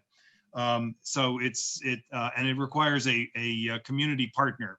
And so as we hear about these things, we will of course consider them and try to be helpful and useful in that with respect to trying to find a path forward for all of that. But I wanted to make sure that that information was shared with everybody, and we've asked for clarification on some of these things, and as and when we get clarification, I or the Transportation Committee will share that as well. The last couple of things I wanted to mention are with respect to, you may have seen that we use the e-blast to support Upper West Side not-for-profits that are trying to in turn support our neighbors on the Upper West Side with calls for support, whether it be in kind or financial or otherwise. We are receiving additional requests for that, and if anybody on this call hears of a neighborhood organization that would like to be included in our next call for support, if they're serving the Upper West Side, we'd be happy to receive that information. With that, my only other point is to reiterate what was said before. The way that we are prepared for the next crisis is to make sure that the census is as complete in our district as it possibly can be. So I would love for our board to have 100% compliance on filling out the census. So if you haven't done it, I'm not going to call on you, but I would ask that tonight or tomorrow morning you go to 2020census.gov. You don't need the thing you got in the mail to do it. You can just put in your address. It is critically important that we both model and support that effort. That's all I have, unless there are questions. I think Peter Arnson is waving goodbye, not raising his hand. Then I'm going to call for a motion to adjourn. So moved. And do I have a second? I'd like to say something. Oops. Okay. Who wants to speak? I'm sorry. Who's that? It's Doug Kleiman. Hey, Doug, go ahead. I just wanted to, this is something we're all aware of, but besides the awful problem of domestic violence, which was covered tonight, which I hope we'll all continue to work on, I am also aware that predatory crime against elders in terms of identity theft has been on the increase, and I am a witness. I was actually visiting my elderly parents and answered the phone, and a gentleman tried to con who he thought he was speaking to my father, and pretending that he was my father's grandson, and then proceeded to talk about some other things that were, financially. So I reported it to the 20th precinct. I spoke to a detective today. He told me he's been receiving a lot of complaints. I gave the phone number to the precinct. They confirmed that this is a problem number. that was actually traced back to a courtroom in New Jersey. But anyway, I asked him, I said, we were going to have a full board meeting tonight, and is there anything that you would like me to say on behalf of 20th Precinct regarding this? And he said, please spread the word, be on the lookout. There are many, many more people. They literally sit around and make 200 calls a day. And because so many people are home now, this is a continued problem, and it has been amplified. So I'm a witness to this. I actually experienced it yesterday, and I just wanted to spread the word. That's it. Thank you, Doug. If I could just add on to that, there are a lot of scams that look awfully authentic. If your bank is emailing you, chances are good, unless they're trying to sell you something, chances are good that that it's a scam. So please be extra careful, as Doug suggested, in this environment. And I am now practically going to insist on a motion to adjourn. So be it. May I have unanimous consent? Say Yes. aye. Yes, aye. Thank you all very much. You did, this was, I appreciate everybody's patience and cooperation in this. Thank you, and have a good night. Terrific job, Mark. Good night, you all.